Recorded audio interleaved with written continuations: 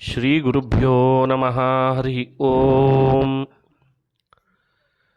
ಜನ್ಮಾದ್ಯಸ್ಯ ಯತೋನ್ಮಯಾದಿತರತಶ್ಚಾರ್ಥೇಷ್ವಭಿಜ್ಞಸ್ವರಾಟ್ ತೇನೇ ಬ್ರಹ್ಮಹೃದಾಯಾದಿಕವಯೇ ಮುಹ್ಯಂತಿ M ಸೂರಯಃ. ತೇಜೋ ವಾರಿಮೃದಾಂ ಯಥಾ ವಿನಿಮಯೋ ಯತ್ರ ತ್ರಿಸರ್ಗೋ ಮೃಷಾ. ಧಾಮ್ನಾ ಸ್ವೇನ ಸದಾ ನಿರಸ್ತಕುಹಕಂ ಸತ್ಯಂ ಪರಂ ಧೀಮಹಿ. ಸೃಷ್ಟಿಸ್ಥಿತ್ಯಪ್ಯಯೇಹ ನಿಯತಿದೃಶಿತಮೋ ಬಂಧಮೋಕ್ಷಾಶ್ಚ ಯಸ್ಮಾತ್.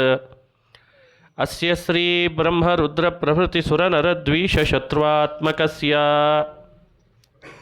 ವಿಷ್ಣೋರ್ವ್ಯಸ್ತಾಃ ಸಮಸ್ತಾಃ ಸಕಲಗುಣನಿಧಿಃ ಸರ್ವದೋಷವ್ಯಪೇತಃ. ಪೂರ್ಣಾನಂದೋ ವ್ಯಯೋ ಯೋ ಗುರುರಪಿ ಪರಮಃ ಚಿಂತಯೇತಂ ಮಹಾಂತಂ.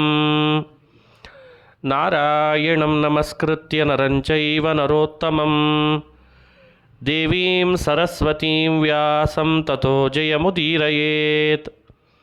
ಅಭ್ರಮಂ ಭಂಗರಹಿತಂ ಅಜಡಂ ವಿಮಲಂ ಸದಾ ಆನಂದತೀರ್ಥಮತುಳಂ ಭಜೆ ತಾಪತ್ರಯಾಪಹಂ. ಮೂಕೋಪಿ ಯತ್ಪ್ರಸಾದೇನ ಮುಕುಂದಶಯನಾಯತೆ ರಾಜರಾಜಾಯತೆ ರಿಕ್ತೋ ರಾಘವೇಂದ್ರಂ ತಮಾಶ್ರಯೇ. ಆಪಾದಮೌಲಿಪರ್ಯಂತಂ ಗುರುಣಾಮಾಕೃತಿಂ ಸ್ಮರೇತ್. ತೇನ ವಿಘ್ನಾಃ ಪ್ರಣಶ್ಯಂತಿ ಸಿದ್ಧ್ಯಂತಿ ಚ ಮನೋರಥಾಃ. ಸ್ವಸ್ತ್ಯಸ್ತು ಅಶೇಷಸತಾಂ ಸನ್ಮಂಗಲಾನಿ ಭವಂತು. ಶ್ರೀ ಹರಿವಾಯು ಗುರುಗಳ ಚರಣಾರವಿಂದಗಳಲ್ಲಿ ಭಕ್ತಿಪೂರ್ವಕ ಪ್ರಣಾಮಗಳನ್ನು ಅರ್ಪಿಸಿ ಶ್ರೀಮದ್ ಭಾಗವತ ಮಹಾಪುರಾಣದ ಕೆಲವು ಸಂಗತಿಗಳನ್ನು ನಿನ್ನೆ ನಾವು ಅನುಸಂಧಾನ ಮಾಡ್ತಾ ಬಂದ್ವಿ. ಸೌಭರಿ ಹೇಗಿದ್ದ, ಮಾಂಧಾತ್ರ ಕನ್ಯಾದಾನ ಮಾಡಿದ ಕಥೆ, ಅಂಬರೀಷ ಚಕ್ರವರ್ತಿ, ಇದೆಲ್ಲ ಭಗವದ್ಭಕ್ತರ ಕಥೆ. ಭಾಗವತ ಧರ್ಮವನ್ನು ಅನುಷ್ಠಾನ ಮಾಡ್ತಾ ಅವರೆಲ್ಲ ಭಗವಂತನನ್ನು ಪಡೆದರು, ಭಗವತ್ ಪ್ರಾಪ್ತಿಯಾಯಿತು. ನಾವು ಕೂಡ ಭಗವಂತನಿಗೆ ಬಹಳ ಪ್ರಿಯರಾಗಬೇಕಾದ್ರೆ ಭಾಗವತ ಧರ್ಮವನ್ನು ಅನುಷ್ಠಾನ ಮಾಡಬೇಕು, ಅದು ದೇವರಿಗೆ ಬಹಳ ಪ್ರಿಯಕರ ಅಂತ ತಿಳಿತಾ ಬಂದ್ವಿ. ಹೀಗೆ ಧರ್ಮ ಮಾಡೋರ ಮೇಲೆ ಭಗವಂತ ತೋರುವ ಪ್ರೀತಿ ಎಂಥದ್ದು ಅಂತ ಇವತ್ತು ನೋಡಬೇಕು. ಕೇವಲ ಭಗವಂತನ ಕಥೆ. ಯಾರ್ಯಾರು ಭಕ್ತರು ಎಂಥೆಂಥ ಆಪತ್ತಿಗೊಳಗಾದಾಗ ಯಾವ ಅಪೇಕ್ಷೆ ಇಲ್ಲದೆ ನಿರ್ವ್ಯಾಜವಾದ ಕರುಣೆಯನ್ನು ಭಗವಂತ ಮಾಡ್ತಾನೆ, ತೋರ್ತಾನೆ. ಭಕ್ತರಿಂದ ಭಗವಂತನಿಗೆ ಯಾವ ಅಪೇಕ್ಷೆ ಇಲ್ಲ, ಆದರೂ ಭಕ್ತನ ಮೇಲೆ ಅನುಗ್ರಹ ಮಾಡ್ತಾನೆ. ನಮೇ ಭಕ್ತಃ ಪ್ರಣಶ್ಯತಿ ಅಂತ ಭಗವದ್ಗೀತೆಯಲ್ಲಿ ಒಂದು ಮಾತು. ಯಾರು ದೇವರ ಭಕ್ತರಾಗಿರ್ತಾರೆ ಅವರಿಗೆ ಯಾವತ್ತೂ ಕೂಡ ನಾಶ ಇಲ್ಲ. ನಾಶ ಇಲ್ಲ ಅಂದರೆ ದುಃಖ ಇಲ್ಲ ಅಂತ ಅರ್ಥ. ದುಃಖ ಇಲ್ಲ, ಹೀಗೆ ಕೃಷ್ಣನ ಮಾತು. ಆದರೆ ವಿರೋಧ ತೋರ್ತದೆ. ನಾವೆಲ್ಲ ದುಃಖ ಅನುಭವಿಸ್ತಾನೇ ಇದ್ದೇವೆ, ದೇವರ ಭಕ್ತರೂ ಆಗಿದ್ದೇವೆ. ಭಕ್ತರಾಗಿಯೂ ದುಃಖ ಅನುಭವಿಸ್ತಾ ಇದ್ದರೂ ದೇವರು ಮಾತ್ರ ನನ್ನ ಭಕ್ತರಾದವರಿಗೆ ದುಃಖ ಇಲ್ಲ ಅಂತ ಹೇಳ್ತಾನೆ ಅಂದರೆ ಅದರ ಅರ್ಥ ಏನು? ಹೇಗದನ್ನು ಅನುಸಂಧಾನ ಮಾಡಬೇಕು? ಒಂದು ಸಣ್ಣ ಕಥೆ, ಅದರ ಅನುಸಂಧಾನ ಹೇಗೆ ಮಾಡಬೇಕು ಅನ್ನಲಿಕ್ಕೆ. ಧರ್ಮರಾಜ ಭಗವಂತನ ಭಕ್ತ, ಸದಾಚಾರಿ, ಧರ್ಮಮೂರ್ತಿ. ದಾಳದ ಆಟಕ್ಕೆ ಕರೆದ ದುರ್ಯೋಧನ ಅವನನ್ನು. ಧರ್ಮರಾಜ ಒಂದು ಪ್ರತಿಜ್ಞೆ ಮಾಡಿದ್ದ, ನನ್ನನ್ನು ಆಟಕ್ಕೆ ಕರೆದರೆ ನಾನು ಬರಲ್ಲ ಅಂತ ಹೇಳಲ್ಲ, ನಾನಾಗಿ ಆಟಕ್ಕೆ ಯಾರನ್ನ ಕರೆಯಲ್ಲ. ಕೆಲವರು ಹಾಗೂ ಇರ್ತಾರೆ, ನೀವೇನಾದರೂ ತಿನ್ನಲಿಕ್ಕೆ ಉಣ್ಲಿಕ್ಕೆ ಅಂತ ಅವರಾಗಿ ಬರಲ್ಲ, ನೀವು ಕರೆದ್ರೆ ಇಲ್ಲ ಅನ್ನಲ್ಲ. ಹಾಗೆ ಧರ್ಮರಾಜ ಕರೆದದ್ದಕ್ಕೆ ಹೋದ, ಆಟ ಆಡಿದ. ಸತ್ಯಕ್ಕೆ ಧರ್ಮನು ಲೆತ್ತವಾಡಲು ಪೋಗಿ. ನೋಡಿ, ಸತ್ಯಕ್ಕೆ ಧರ್ಮನು ಲೆತ್ತವಾಡಲು ಪೋಗಿ. ದಾಳದ ಆಟ ಆಡ್ಲಿಕ್ಕೆ ಹೋದ, ಸೋತ. ಕಾಡಿಗೆ ಬರಬೇಕಾಯ್ತು. ತನ್ನ ತಮ್ಮಂದರನ್ನ ಕರೆದುಕೊಂಡು ಕಾಡಿಗೆ ಬಂದ. ಕೃಷ್ಣ ಸಾಂತ್ವನ ಹೇಳಲಿಕ್ಕೆ ಅಂತ ಬಂದಿದ್ದಾನೆ. ಕೃಷ್ಣ ಹೇಳ್ತಾನೆ, ಧರ್ಮ, ಎಷ್ಟು ಸಮಯ ನಿನ್ನ ಜೊತೆಗೆ ಕಳೆದಿದ್ದೆ ನಾನು, ಆವಾಗಿಂಥ ಸೋಲು ನಿನಗಾಗಿರಲಿಲ್ಲ. ರಾಜಸೂಯ ಅಶ್ವಮೇಧ ಯಾಗ ಮಾಡಿಬಿಟ್ಟು ಎಂಥ ದೊಡ್ಡ ಯಾಗ, ಚಕ್ರವರ್ತಿ ಅಂತ ಕರೆಸ್ಕೊಳ್ತಾ ಇದ್ದಿ, ಅದರಿಂದ ನಿನ್ನಂಥವನಿಗೆ ಹೀಗೆ ಸೋಲು ಬಂತಲ್ಲ, ನಾನಿದ್ದಿದ್ರೆ ಹೀಗೆ ಸೋಲು ಬರಲಿಕ್ಕೆ ಬಿಡ್ತಿರಲಿಲ್ಲ ಅಂತಂದ ಕೃಷ್ಣ. ನಾನಿದ್ದಿದ್ರೆ ನೀವು ವನವಾಸಕ್ಕೆ ಹೋಗುವಂತೆ ಮಾಡ್ತಿರಲಿಲ್ಲ ಅಂತ ಕೃಷ್ಣ ಧರ್ಮನಿಗೆ ಹೇಳಿದ.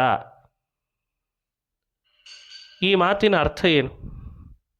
ಕೃಷ್ಣ ಇಲ್ಲದೆ ಇರುವಂತಹ ಸ್ಥಳ ಯಾವುದಾದ್ರೂ ಇದೆನಾ? ಕೃಷ್ಣ ಇರಲಿಲ್ಲ ಅಂದ್ರೆ ಅರ್ಥ ಏನು? ಕೃಷ್ಣನೇ ಹೇಳ್ದ, ನಾನಿದ್ದಿದ್ರೆ ನಿನಗೆ ಹೀಗಾಗ್ಲಿಕ್ಕೆ ಬಿಡ್ತಿರಲಿಲ್ಲ ಅಂತ ಕೃಷ್ಣ ಹೇಳ್ದ ಅಂತ ಬಂತು. ನೋಡಿ, ದೇವರ ಮಾತನ್ನು ಭಕ್ತರು ಹೇಗೆ ಅರ್ಥೈಸ್ಕೊಳ್ಬೇಕು. ದ್ರೌಪದಿಗೆ ವಸ್ತ್ರಾಪಹರಣ ಆಗ್ತಾ ಇದೆ. ಯಾರೊಬ್ಬ ಗಂಡಂದ್ರೂ ಬರಲಿಲ್ಲ ವಸ್ತ್ರ ಕೊಡಲಿಕ್ಕೆ, ಬಿಡಿಸ್ಲಿಕ್ಕೆ ದುಶ್ಯಾಸನನಿಂದ. ಹಾ ಕೃಷ್ಣದ್ವಾರಕಾವಾಸಿನ್ ಅಂತ ಕೃಷ್ಣನನ್ನು ಕೂಕ್ಕರೆದ್ಲು. ಅಕ್ಷಯ ಅಂಬರವನ್ನು ಕೊಟ್ಟ. ಕೃಷ್ಣ ಇದ್ದಿದ್ನೋ, ಕೃಷ್ಣ ಇರಲಿಲ್ವೋ? ದುಶ್ಯಾಸನ ಸೀರೆ ಸೆಳೆಯುವಾಗ ಕೃಷ್ಣ ಇದ್ನೋ ಇರಲಿಲ್ವೋ? ಧರ್ಮನಿಗೆ ಗೊತ್ತಾಗಲಿಲ್ವೇ? ಹಾಗಾದರೆ ಕೃಷ್ಣ ನಿಮ್ಮಂತೆ ಒಂದೊಂದು ಪ್ರದೇಶವನ್ನು ಮಾತ್ರ ಆವರಿಸಿ ಇರ್ತಾನ? ನಾವಿಲ್ಲಿದ್ದೇವೆ, ಅಲ್ಲಿಲ್ಲ. ಅಲ್ಲಿಗೆ ಹೋದರೆ ಇಲ್ಲಿಲ್ಲ. ಇದನ್ನು ಪ್ರದೇಶ ವೃತ್ತಿ ಅಂತ ಕರೀತಾರೆ.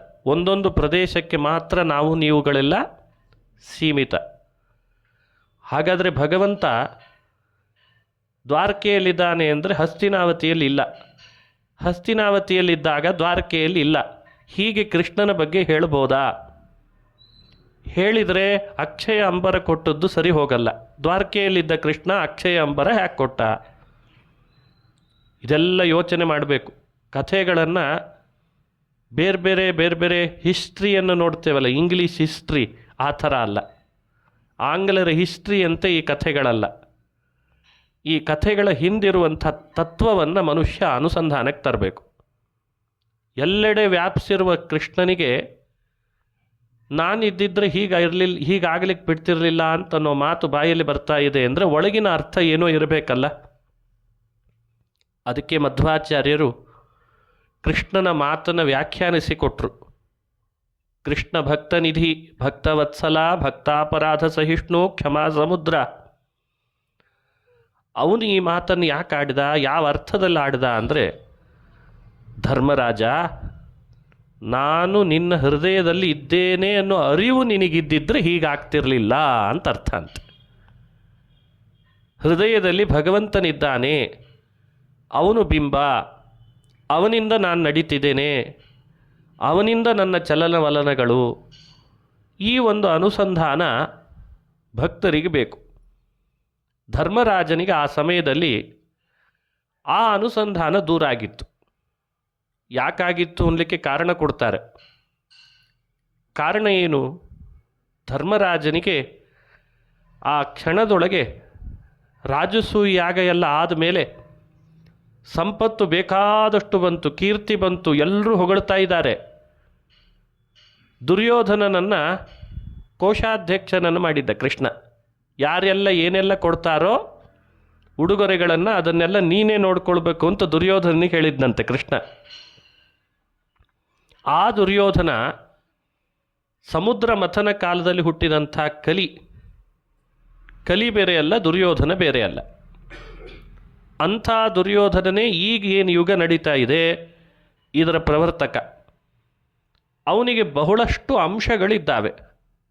ಒಂದು ಅಂಶದಿಂದ ಆತ ಧರ್ಮರಾಜನ ಹೃದಯದೊಳಗೆ ಸೇರಿಕೊಂಡ. ಒಂದು ಅಂಶದಿಂದ ಸೇರಿದರ ಪ್ರಭಾವ ಏನಾಯಿತು? ಒಳಗೆ ಕೃಷ್ಣನಿದ್ದಾನೆ ಅನ್ನೋ ಅರಿವು ಯಾವಾಗಲೂ ಇದ್ದರೂ ಧರ್ಮನಿಗೆ ಕಲಿಯ ಪ್ರಭಾವದಿಂದ ದೇವರಿದ್ದಾನೆ ಅನ್ನೋ ಅರಿವು ಅವನಿಗೆ ಮರ್ತೋಯ್ತು. ಇದು ಧರ್ಮರಾಜನಿಗೆ ಸತ್ಯಕ್ಕೆ ಕಟ್ಟು ಬಿದ್ದು ಧರ್ಮಮೂರ್ತಿಯಾದರೂ ರಾಜಸೂಯ ಅಶ್ವಮೇಧದಂಥ ಯಾಗ ಮಾಡಿ ಶ್ರೀಕೃಷ್ಣನಿಗೆ ಅಗ್ರ ಪೂಜೆ ಸಲ್ಲಿಸಿ ಚಕ್ರವರ್ತಿ ಅಂತ ಕರೆಸ್ಕೊಂಡಂಥವನಿಗೂ ಕೂಡ ಕಲಿಯ ಪ್ರಭಾವದಿಂದ ವನವಾಸಕ್ಕೆ ಬರೋ ಸ್ಥಿತಿ ಬಂತಂತೆ. ದೇವರ ವಿಸ್ಮರಣೆ ಆಯಿತು. ಮಧ್ವಾಚಾರ್ಯರು ಹೇಳ್ತಾರೆ, ಶಾಸ್ತ್ರಗಳು ಹೇಳಿರುವ ವಿಧಿ ನಿಷೇಧಗಳು ಏನೆಲ್ಲ ಇದ್ದಾವೆ ಅವುಗಳ ಉದ್ದೇಶ ಏನು? ಇಂಥದ್ದನ್ನು ಮಾಡು, ಇಂಥದ್ದನ್ನು ಮಾಡಬೇಡ. ಈ ಮಾಡು ಮಾಡಬೇಡ ಅಂತ ವಿಧಿ ನಿಷೇಧಗಳ ಉದ್ದೇಶ ಏನು? ಯಾವುದನ್ನು ಮಾಡು ಮಾಡು ಅಂತ ಹೇಳ್ತದೆ ಅದರ ಉದ್ದೇಶ ಯಾವಾಗಲೂ ಭಗವಂತನ ಸ್ಮರಣೆಯಲ್ಲಿ ಇರಲಿಕ್ಕೆ ಪ್ರಯತ್ನ ಪಡು ಅಂತ ಅರ್ಥ. ಇಂಥದ್ದನ್ನು ತಿನ್ನಬೇಡ, ಇಂಥದ್ದನ್ನು ಮಾಡಬೇಡ ಅಂತ ಹೇಳೋದ್ರದ್ದು ಉದ್ದೇಶ ಭಗವಂತನನ್ನು ಮರಿಬೇಡ ಅಂತ ಅರ್ಥ. ಇದೆರಡೇ ಉದ್ದೇಶ ಶಾಸ್ತ್ರಗಳ ವಿಧಿ ನಿಷೇಧ ಮಾಡಲಿಕ್ಕೆ. ಸುಮ್ಮನೆ ಮಾಡಿಲ್ಲ ಅವು ಯಾವುದು, ನಮ್ಮನ್ನು ಗೋಳಾಡಿಸ್ಬೇಕು ಅಂತ ಕೆಲವರು ತಿಳ್ಕೊಂಡಿದ್ದಾರೆ. ಮಡಿಯೋ ಆಚಾರವೋ ವಿಚಾರವೋ, ಆಹಾರಗಳಲ್ಲಿ ಹಾಕುವ ನಿಯಮಗಳು, ಬಟ್ಟೆಗಳಲ್ಲಿ ಹಾಕುವಂಥ ನಿಯಮ, ಇವುಗಳೆಲ್ಲ ಶಾಸ್ತ್ರಗಳು ಮಾಡಿದ್ಯಾಕೆ? ಸರ್ವೇ ವಿಧಿ ನಿಷೇಧಾಸ್ಯು ಏತಯೋರೇವ ಕಿಂಕರಾಹ. ಇವೆರಡರದ್ದು ಕಿಂಕರ ಬಾಲಂಗೂಚಿಗಳಂತೆ ವಿಧಿ ನಿಷೇಧಗಳು. ಯಾವೆರಡರದ್ದು? ವಿಷ್ಣುವಿನ ಸ್ಮರಣೆ ಯಾವಾಗಲೂ ಬರಲಿ, ಯಾವ ಕಾರಣಕ್ಕೂ ವಿಷ್ಣುವಿನ ವಿಸ್ಮರಣೆ ಆಗದಿರಲಿ. ಅದಕ್ಕೇನು ಉಪಾಯ? ವಿಧಿ ನಿಷೇಧಗಳನ್ನು ಚೆನ್ನಾಗಿ ಆಚರಣೆಯಲ್ಲಿ ತರಲಿ. ನಮ್ಮದೇನಾಗಿದೆ, ಎರಡು ಬೈಪರ್ತ್ಕೇಟ್ ಮಾಡಿಬಿಟ್ಟಿದ್ದೇವೆ. ಶಾಸ್ತ್ರಗಳ ವಿಧಿ ನಿಷೇಧಗಳ ಆಚರಣೆ ಮಾಡುವಾಗ ದೇವರನ್ನು ನೆನಪಿಸ್ಕೊಳ್ಳೋದೇ ಇಲ್ಲ. ದೇವರ ಸ್ಮರಣೆಗೂ ವಿಧಿ ನಿಷೇಧಗಳ ಆಚರಣೆಗೂ ಲಿಂಕೇ ಇಲ್ಲ ಅನ್ನೋ ಹಂಗೆ ಮಾಡಿಬಿಟ್ಟಿದೆ. ಹಾಗೆ ಮಾಡಬಾರ್ದು. ನೋಡಿ, ಧರ್ಮರಾಜನ ಕಥೆ, ಕೃಷ್ಣನ ನುಡಿ ನಮಗೆಲ್ಲ ಕೊಡ್ತಾ ಇರುವ ಸಂದೇಶ ಭಗವಂತನ ವಿಸ್ಮರಣೆ ಆಗಬಾರ್ದು. ಯಾವ ಕ್ಷಣ ದೇವರನ್ನು ಮರಿತೇವೆ ಆ ಕ್ಷಣ ನಮಗೆ ವಿಪತ್ತು ಬಂತು ಅಂತ ಅರ್ಥ, ಬರಲಿಕ್ಕಿದೆ ಅಂತ ಅರ್ಥ. ಇದಕ್ಕೆ ವಿರುದ್ಧವಾಗಿ ಒಂದು ಅಂಶ ಹೇಳ್ತೀನಿ. ಅವನಿಗೆ ಎಲ್ಲೆಡೆ ಇದ್ದ ಭಗವಂತ ನನ್ನೊಳಗೂ ಇದ್ದಾನೆ ಅನ್ನೋದು ನೆನಪಿಗೆ ಬರಲಿಲ್ಲ. ಕಲಿಯ ಪ್ರಭಾವ, ಕಲಿಯ ಆವೇಶ ಅದು ಅವನಿಗೆ, ಧರ್ಮರಾಜನಿಗಾಯಿತು. ಯಾವಾಗಲೋ ಒಮ್ಮೆ ಆವೇಶ, ಬಹುಕಾಲ ದೇವರ ಸ್ಮರಣೆ ಅವನಿಗೆ. ನಮ್ಮದು ಸ್ಥಿತಿ ಏನು ಅಂದರೆ ಬಹುಕಾಲ ಭಗವಂತನನ್ನು ಮರ್ತಿರ್ತೇವೆ. ಯಾವಾಗಲೋ ಒಮ್ಮೆ ಪುರಾಣ, ದೇವರ ಪೂಜೆ, ಭಜನೆ, ಕೀರ್ತನೆಗಳಲ್ಲಿ ದೇವರ ಸ್ಮರಣೆ ಮಾಡ್ತೀವಿ. ಇದು ನಮ್ಮ ಸ್ಥಿತಿ. ಹಾಗಾಗಬಾರ್ದು. ಆದಷ್ಟು ಮಟ್ಟಿಗೆ ಮನುಷ್ಯ ತನ್ನನ್ನು ತಾನು ಹೆಚ್ಚೆಚ್ಚು ಭಗವಂತನ ಸ್ಮರಣೆಯಲ್ಲಿ ತೊಡಗೋ ಹಾಗೆ ಮಾಡಬೇಕು. ಮತ್ತೆ ಇದರ ಮೇಲೆ ಪ್ರಶ್ನೆ ಬರ್ತದೆ, ದೇವರನ್ನು ಹಾಗೆ ಸ್ಮರಣೆ ಮಾಡಿದ ಕೂಡಲೇ ನಮ್ಮ ದುಃಖಗಳನ್ನು ಕಡಿತಾನ ಅಂತ. ಅದಕ್ಕೆ ಭಾಗವತದಲ್ಲಿ ಅನೇಕ ವೃತ್ತಾಂತಗಳನ್ನು ಹೇಳಿ ಯಾವಾಗ ಭಗವಂತನ ಅನನ್ಯ ಶರಣಾಗಿ ಬಂದಿದ್ದಾರೆ ಆಗೆಲ್ಲ ದೇವರು ಹ್ಯಾಕೆ ಕಾಪಾಡ್ದ ಅನ್ನಲಿಕ್ಕೆ ಕಥೆ ಹೇಳ್ತಾರೆ. ವಿಷಜಲಾಶಯಾತ್ ವ್ಯಾಳರಾಕ್ಷಸಾತ್ ವರ್ಷಮಾರುತಾತ್ ವೈದ್ಯುತಾನಲಾತ್.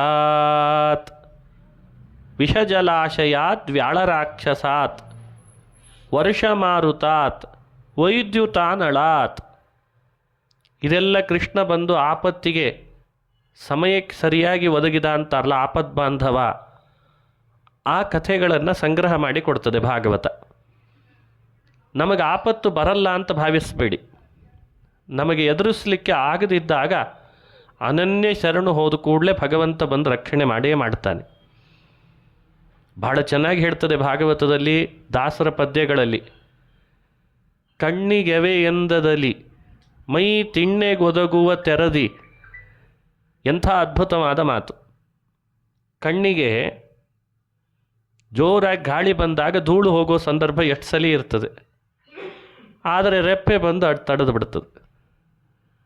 ರೆಪ್ಪೆ ತಡೀತದೆ ಅಂದರೆ ನಾವು ಅದಕ್ಕೆ ಇನ್ಸ್ಟ್ರಕ್ಷನ್ ಕೊಡ್ತೇವ, ನೋಡು ಎದುರುಗಡೆ ಧೂಳು ಬರ್ತಾ ಇದೆ, ಕಣ್ಣೊಳಗೆ ಹೋಗಬಾರ್ದು, ನೀನು ಬಾ.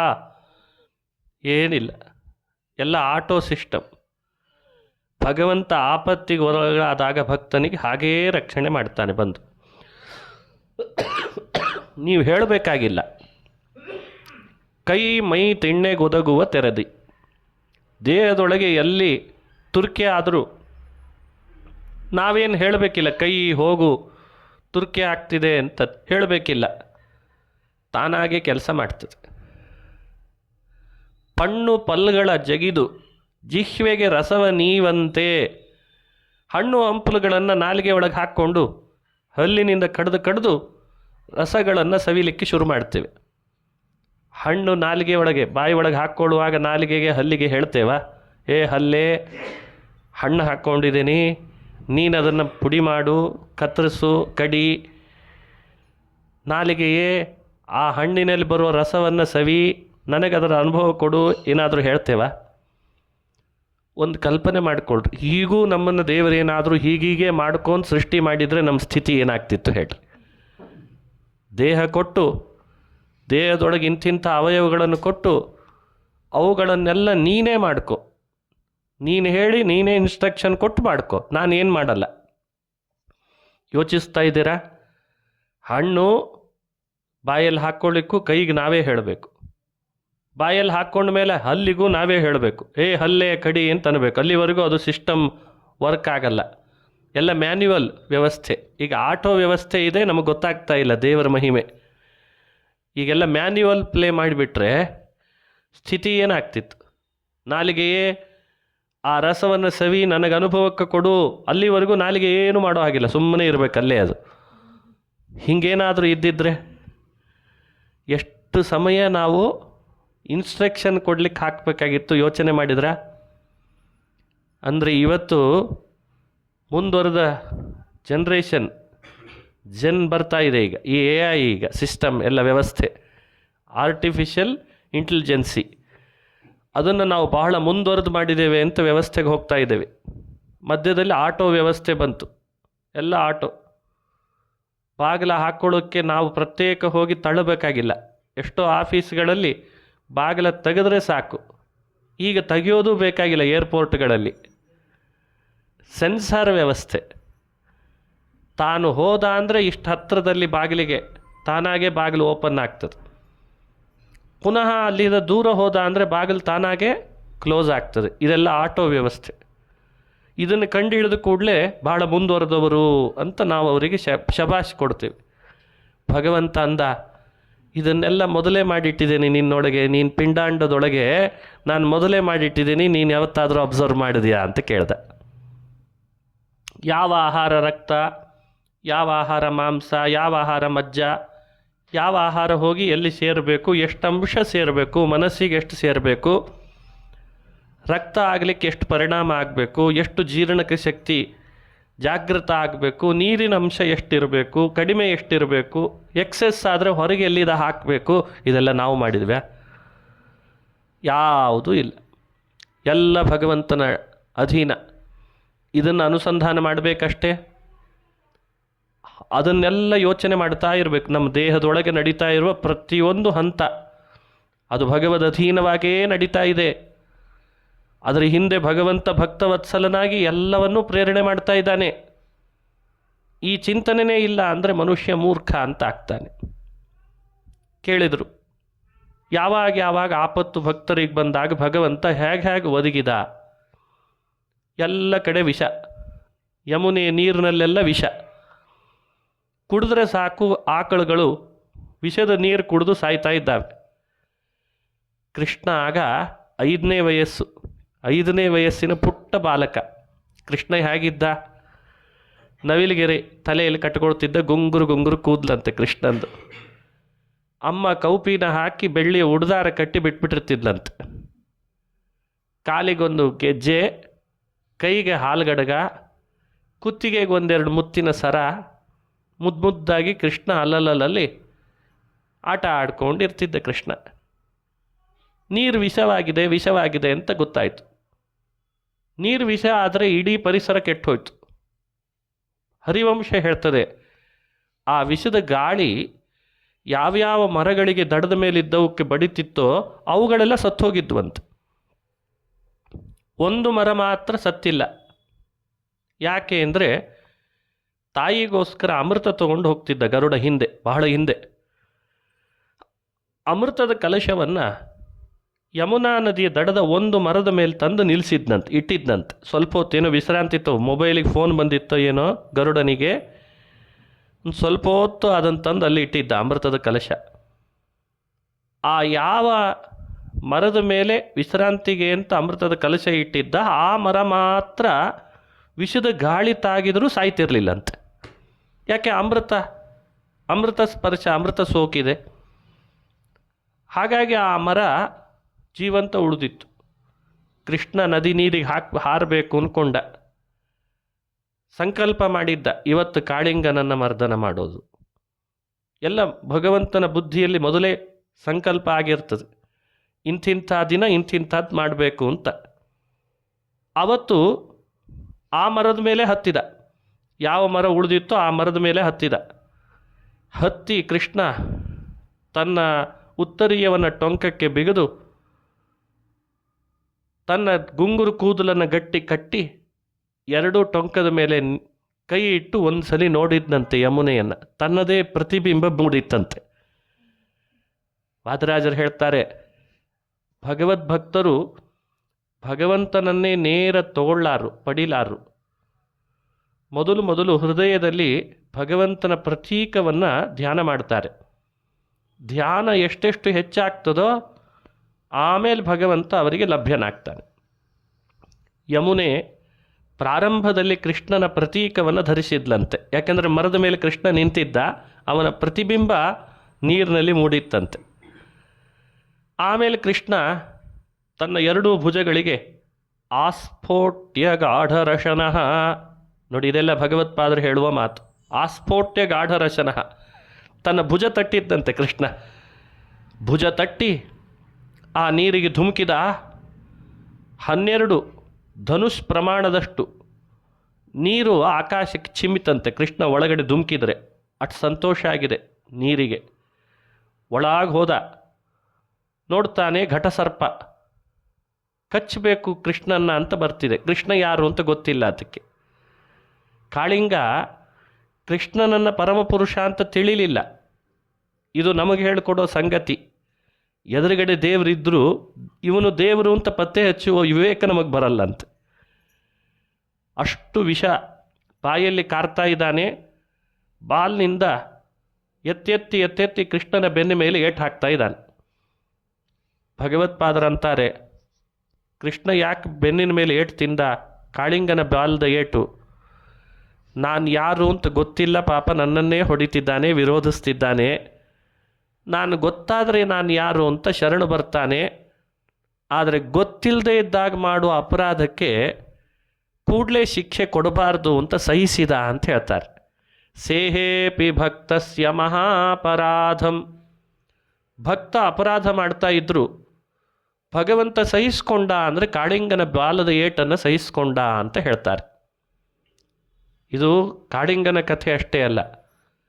ನಾವು ನೀವು ಎಲ್ಲ ನಮ್ಮ ಹೃದಯದೊಳಗೆ ದೇವರಿದ್ದರೂ ದೇವರಿಲ್ಲಿದ್ದಾನೆ ಅನ್ನೋದನ್ನು ಮರೆತು ಬಿಟ್ಟಿರ್ತೇವೆ. ಅವನಿಗೆ ವಿರುದ್ಧವಾಗಿ ನಡೀತಿರ್ತೇವೆ. ಅವನ ಇಚ್ಛೆಗೆ, ಅವನ ಸಂಕಲ್ಪಕ್ಕೆ ವಿಪರೀತವಾಗಿ ನಾವು ನಡೀತೇವೆ. ಆಗ ಭಗವಂತ ವಿರುದ್ಧವಾಗಿ ನಡೀತಿದ್ದರೂ ಸುಮ್ಮನಿರ್ತಾನೆ. ಯಾಕೆ ಅಂದರೆ ಸ್ವಲ್ಪ ಸಹಿಸ್ಕೋತಾನೆ. ಯಾಕೆ? ನಾನು ಭಕ್ತಾಪರಾಧ ಸಹಿಷ್ಣು. ಭಕ್ತ ಅಪರಾಧ ಮಾಡಿದರೂ ಸಹಿಸ್ಕೊಳ್ತಾನೆ. ನನ್ನನ್ನು ಮರೆತಿದ್ದಾನೆ, ನನ್ನ ವಿರುದ್ಧವಾಗಿ ನಡೀತಿದ್ದಾನೆ, ಇಂದಲ್ಲ ನಾಳೆ ನಾನು ಯಾರು ಅಂತ ಗೊತ್ತಾದರೆ ನನಗೆ ಶರಣು ಬರ್ತಾನೆ ಅಂತ ಸಹಿಸ್ಕೋತಾನೆ. ಹಾಗೆ ಬಾರಿ ಬಾರಿ ಏಟು ಹಾಕ್ತಿರುವಾಗ ಒಂದು ಸಲ ಕೈಯಲ್ಲಿ ಹಿಡ್ದೇ ಬಿಟ್ಟ ಬಾಲ, ಗಟ್ಟಿಯಾಗಿ ಕೃಷ್ಣ ಹಿಡ್ದ, ಹೆಡೆ ಎತ್ತಿದ. ಅವನು ಎತ್ತಿದ ಹೆಡೆಗಿಂತಲೂ ಮೇಲೆ ಹಾರಿದ ಕೃಷ್ಣ. ಎಷ್ಟು ಎತ್ತರ ಹಾರಿದ್ದ? ಆ ಹೆಡೆ ಎಷ್ಟೆತ್ತರ ಹಾರಿತ್ತೋ ಅದಕ್ಕಿಂತಲೂ ಎತ್ತರ ಹಾರಿದ್ದ. ಆಮೇಲೆ ಕೃಷ್ಣ ಅವನ ಹೆಡೆ ಮೇಲೆ ನಿಂತು ಬಿಟ್ಟ. ಬಾಲದಿಂದ ಹೊಡೆಯೋಣ ಅಂದರೆ ಬಾಲ ಕೃಷ್ಣನ ಕೈಗೆ ಸೇರಿಬಿಟ್ಟಿದೆ. ಹೆಡೆಯಿಂದ ಕಚ್ಚೋಣ ಅಂದರೆ ಕೃಷ್ಣನೇ ಹೆಡೆ ಮೇಲೆ ನಿಂತು ಬಿಟ್ಟಿದ್ದಾನೆ.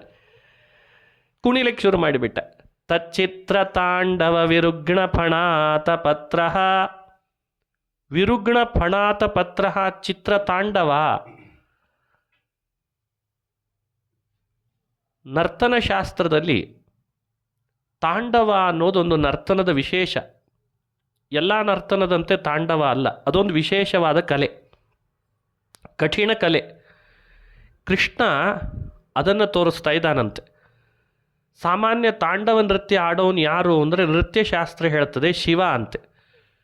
ನಟನ ನಾಟ್ಯ ನಟಂ ನಟಗಾಯಕಂ. ನೃತ್ಯದಲ್ಲಿ ಮಹರುದ್ರದೇವರು ತಾವು ಯಾವಾಗ ನೃತ್ಯ ಪ್ರಾರಂಭ ಮಾಡ್ತಾರೆ ಜೊತೆಯಲ್ಲಿ ಸ್ಪರ್ಧೆಗೆ ಪಾರ್ವತಿನೂ ಬರ್ತಾಳಂತ ಆವಾಗವಾಗ. ತಾಂಡವ ನೃತ್ಯ ಅಂದರೆ ಶಿವನದೇ. ಆದರೆ ಕೃಷ್ಣನೂ ಕೂಡ ಆ ತಾಂಡವ ನೃತ್ಯ ತೋರಿಸಿಬಿಟ್ಟ. ನರ್ತನ ಮಾಡ್ತಾನೆ. ಇವನ ನರ್ತನ ಪ್ರಾರಂಭ ಆದಾಗ ಕಡಿಮೆ ಸಂಖ್ಯೆಯಲ್ಲಿ ಭಕ್ತರು ಬಂದಿದ್ರಂತೆ. ಅಂದರೆ ಗೊಲ್ಲ ಬಾಲಕರು ಕೃಷ್ಣ ನರ್ತನ ಮಾಡ್ತಿದ್ದಾನೆ ಅಂತ ಸುದ್ದಿ ಹಬ್ಬಿಸಿದ್ರು. ಬರ್ರಿ ಕೃಷ್ಣನ ನರ್ತನ ಶುರುವಾಗಿದೆ, ನಾವು ನೋಡೋಣ ಬನ್ನಿರಿ. ಇಡೀ ಗೊಲ್ಲ ಬಾಲಕಿಯರು, ಬಾಲಕರು, ಗೊಲ್ಲರು ಎಲ್ಲರೂ ಬಂದ್ಬಿಟ್ರಂತೆ ಬಹುಸಂಖ್ಯೆಯಲ್ಲಿ. ಸಂಖ್ಯೆ ಜಾಸ್ತಿ ಆದಂಗೆ ಕೃಷ್ಣನ ನರ್ತನದ ಜೋರು ಜಾಸ್ತಿ ಆಯ್ತಂತೆ. ಅನೀನದತ್ ಪದ್ಮಭವೋ ಮೃದಂಗಂ ಜಗೌ ಹನುಮಾನ್ ಜಗತಾಮಧೀಶಂ ಅದರ್ಶಯತ್ತಾಳಗತಿ ಕಪರ್ಧಿ ನನರ್ಥ ಗೋಪಾಲಕ ಬಾಲಮೌಲಿ. ಕನಕದಾಸರು ಹೇಳ್ತಾರೆ, ಭಗವಂತ ನರ್ತನ ಪ್ರಾರಂಭ ಮಾಡಿದಾಗಲೇ ಬ್ರಹ್ಮದೇವರು ಬಂದು ಮೃದಂಗ, ಕರ್ನಾಟಕ ಸಂಗೀತದಲ್ಲಿ ಮೃದಂಗ ಪ್ರಧಾನ ಯಾವಾಗಲೂ. ಹಿಂದೂಸ್ತಾನಿಯಲ್ಲೆಲ್ಲ ಬದಲಾಗಿದೆ. ಹಾಗಾಗಿ ಮೃದಂಗ ತಂದ್ರಂತೆ ಬ್ರಹ್ಮದೇವರು. ಕೃಷ್ಣ ನರ್ತನ ಮಾಡ್ತಿದ್ದಾನೆ, ನೃತ್ಯಕ್ಕೆ ಮೃದಂಗ ಇಲ್ಲದೆ ಇದ್ದರೆ ಸರಿ ಇರಲ್ಲ ಅಂತ ನರ್ತನ ಮಾಡಬೇಕು, ಮೃದಂಗ ಸೇವೆ ಮಾಡಬೇಕು. ತಾಳ ಪ್ರಧಾನ ಇರಬೇಕು, ಇಲ್ಲದೆ ಇದ್ದರೆ ಪಾದಗಳ ವಿನ್ಯಾಸ ವ್ಯತ್ಯಾಸ ಆಗ್ತದೆ. ತಾಳಕ್ಕೆ ತಕ್ಕಂತೆ ಕುಣಿತಕ್ಕೆ ತಕ್ಕಂತೆ ತಾಳ. ಹಾಗಾಗಿ ಮಹರುದ್ರ ದೇವರು ತಾಳ. ಹಾಡದೇ ಇದ್ದರೆ ನರ್ತನ ಚೆನ್ನಾಗಿರ್ತದ. ಆಂಜನೇಯ ಕಿಂಪುರುಷ ಖಂಡದಿಂದ ಹಾರಿ ಬಂದ. ರಾಮನ ಕಥೆಯಲ್ಲಿ ಮೈ ಮರ್ತಿದ್ದ. ಹಾರಾಮ ರಾಮೇತಿ ಸದೋಪಗಾಯನ್ ಪ್ರಾಭಂಜನಿ ಕಿಂ ಪುರುಷೇ ಕಿಲಾಸ್ತೆ. ರಾಮ ಅಂತ ಕಿಂಪುರುಷದಲ್ಲಿ ರಾಮನ ಕಥೆಯಲ್ಲಿ ಮಗ್ನನಾದಂಥ ಆಂಜನೇಯನಿಗೆ ಕೃಷ್ಣನ ನರ್ತನ ಪ್ರಾರಂಭ ಆಗಿದೆ ಅಂತ ಸುದ್ದಿ ಬಂತಂತೆ. ಎಲ್ಲ ವೈರ್ಲೆಸ್ ವ್ಯವಸ್ಥೆ, ಯಾರೂ ಹೇಳಬೇಕಾಗಿಲ್ಲ. ಕೃಷ್ಣ ಎಂಥೆಂಥ ಮಹಿಮೆಗಳನ್ನು ಮಾಡ್ತಾನೆ ತನ್ನ ಭಕ್ತರಿಗೆ ಗೊತ್ತಾಗ್ತದೆ. ಅದರಲ್ಲಿ ಉತ್ತಮ ಭಕ್ತರಿಗೆ ಬೇಗ ತಿಳಿತದೆ. ಹಾಗಾಗಿ ಆಂಜನೇಯ ಬಂದ. ಏನು ಗಾನ ಮಾಡಿದ, ನರ್ತನ ನಿಲ್ಲಿಸಲಿಕ್ಕೆ ತಯಾರಿಲ್ಲ ಕೃಷ್ಣ. ಅವ ನರ್ತನ ನಿಲ್ಲಿಸುವಲ್ಲ, ಇವ್ರು ಗಾನ ನಿಲ್ಲಿಸ್ತಾ ಇಲ್ಲ. ಗಾನ ಮಾಡ್ತಾ ಇದ್ದಾನೆ. ಆಂಜನೇಯನ ಗಾನ, ಮಹರುದ್ರ ದೇವರ ತಾಳ, ಬ್ರಹ್ಮದೇವರ ಮೃದಂಗ. ಡೊಳ್ಳಿನ ಮೇಲೆ ಬರಮಪ್ಪ ಕೈಯ ಹಾಕ್ಯಾನ ಮ್ಯಾ ಅಂತ ಕನಕದಾಸರಿ ಮಾತನ್ನು ಹೇಳ್ತಾರೆ. ಹಾಗೆ ಕೃಷ್ಣ ನರ್ತನ ಮಾಡಿದ ಅಂತ ಕಥೆ. ಅಷ್ಟು ನರ್ತನ ಮಾಡಿದ್ರ ಲಾಭ ಏನು? ಯಾವ ಹೆಡೆ ಎತ್ತುತ್ತಾನೆ ತುಡಿತಾನಲ್ಲ ಕೃಷ್ಣ, ಏನು ಲಾಭ? ಕೃಷ್ಣನಿಗೆ ಲಾಭ ಆಗಲಿಲ್ಲ ನರ್ತನದಿಂದ, ಹಾವಿಗೆ ಲಾಭ ಆಯಿತು. ಇದು ಭಕ್ತನ ಮೇಲೆ ದೇವರು ಮಾಡುವ ಅನುಗ್ರಹ. ಮೇಲ್ನೋಟಕ್ಕೆ ಕೃಷ್ಣ ಸಿಟ್ಟಾಗಿದ್ದಾನೆ ಅಂತ. ಅವನಿಗೆ ಸಿಟ್ಟೇ ಇಲ್ಲ, ಕ್ರೋಧ ಇಲ್ಲ, ಕಾಮ ಇಲ್ಲ, ಲೋಭ ಇಲ್ಲ, ನಿರ್ದೋಷ. ಆದರೂ ಕೃಷ್ಣ ನರ್ತನ ಮಾಡಿ ಹೆಜ್ಜೆ ಹಾಕಿದ್ನಲ್ಲ ಅಂದರೆ ಕೃಷ್ಣನ ಹೆಜ್ಜೆ ಗುರುತುಗಳೆಲ್ಲ ಹಾವಿನ ಹೆಡೆಯ ಮೇಲೆ ಮೂಡಲಿಕ್ಕೆ ಶುರು ಆಯಿತು. ಹೆಡೆ ಮೇಲೆ ಹಾವಿನ ಚಿಹ್ನೆಗಳು ಮೂಡಿತು, ಪಾದದ ಚಿಹ್ನೆಗಳು ಮೂಡಿತು. ಆ ಚಿಹ್ನೆಗಳು ಮೂಡಿದ್ರ ಪ್ರಭಾವ ಏನು? ಗರುಡನ ಭಯ ಇತ್ತು. ಎಲ್ಲಾದರೂ ಆ ಹಾವು ನೀರಿನಿಂದ ಹೊರಗೆ ಬಂದರೆ ಗರುಡ ಕಾಯ್ತಾ ಇದ್ದ. ಯಾವಾಗ ಈ ಹಾವು ಹೊರಗೆ ಬರ್ತಾನೋ ಕಾಳಿಂಗ, ನಾನು ಯಾವಾಗ ಅವನ್ನ ಆಹಾರ ಮಾಡಿಕೊಂಡೇನೋ ಅಂತ ಕಾಯ್ತಾ ಇದ್ದ. ಕೃಷ್ಣನ ಹೆಜ್ಜೆ ಗುರುತುಗಳ ಪ್ರಭಾವದಿಂದ ಇವ ನನ್ನ ಭಕ್ತ ಅಂತ ಜಗತ್ತಿಗೆಲ್ಲ ಕೃಷ್ಣ ಈಗೆಲ್ಲ ಶೀಲ್ ಹಾಕಿ ತೋರಿಸ್ತಾರೆ ಅಂತಾರಲ್ಲ, ಶೀಲ್ ಹಾಕಿದ್ದಾರೆ ಅಂದಮೇಲೆ ISI ಮುದ್ರೆ ಇದೆ ಅಂದರೆ ಅದು ಶ್ರೇಷ್ಠ ಅಂತ, ಗ್ರಾಹ್ಯ. ಹಾಗೆ ಗ್ರಾಹಕರಿಗೆಲ್ಲ ISI ಮುದ್ರೆಗಳ ಮೂಲಕವಾಗಿ ಅದರ ಮಹತ್ವವನ್ನು ಅರಿವಿಗೆ ತಂದುಕೊಟ್ಟಂತೆ ಕೃಷ್ಣ ತನ್ನ ಪಾದದ ಚಿಹ್ನೆಗಳನ್ನು ಮೂಡಿಸಿ ಇವ ನನ್ನ ಭಕ್ತ ಅಂತ ಜಗತ್ತಿಗೆ ಅರಿವಿಗೆ ಕೊಟ್ಟುಬಿಟ್ಟ. ಗರುಡನಿಗೆ ಕಾಳಿಂಗನನ್ನು ಹಿಡಿಲಿಕ್ಕೆ ಅವಕಾಶವೇ ಇಲ್ಲ. ಯಾಕೆ? ಕೃಷ್ಣನ ಚಿಹ್ನೆ ಇದೆ. ಇದು ನಮಗೆ ತೋರಿಸಿದಂತಹ ಸಂದೇಶ. ಹರಿಭಕ್ತರಾದವರು ಸದಾ ದೇವರ ಚಿಹ್ನೆಗಳನ್ನು ಧರಿಸಬೇಕು. ಪಾದದ ಚಿಹ್ನೆಗಳು ಯಾವುದು? ದೇವರ ಪಾದದಲ್ಲಿರುವ ಚಿಹ್ನೆಗಳು ಶಂಖ, ಚಕ್ರ, ಗದ, ಪದ್ಮ, ಸದಾ ಇವು ನಮ್ಮ ಹಣೆ ಮೇಲೆ ಚಿಹ್ನಿತಗೊಳ್ಳಬೇಕು.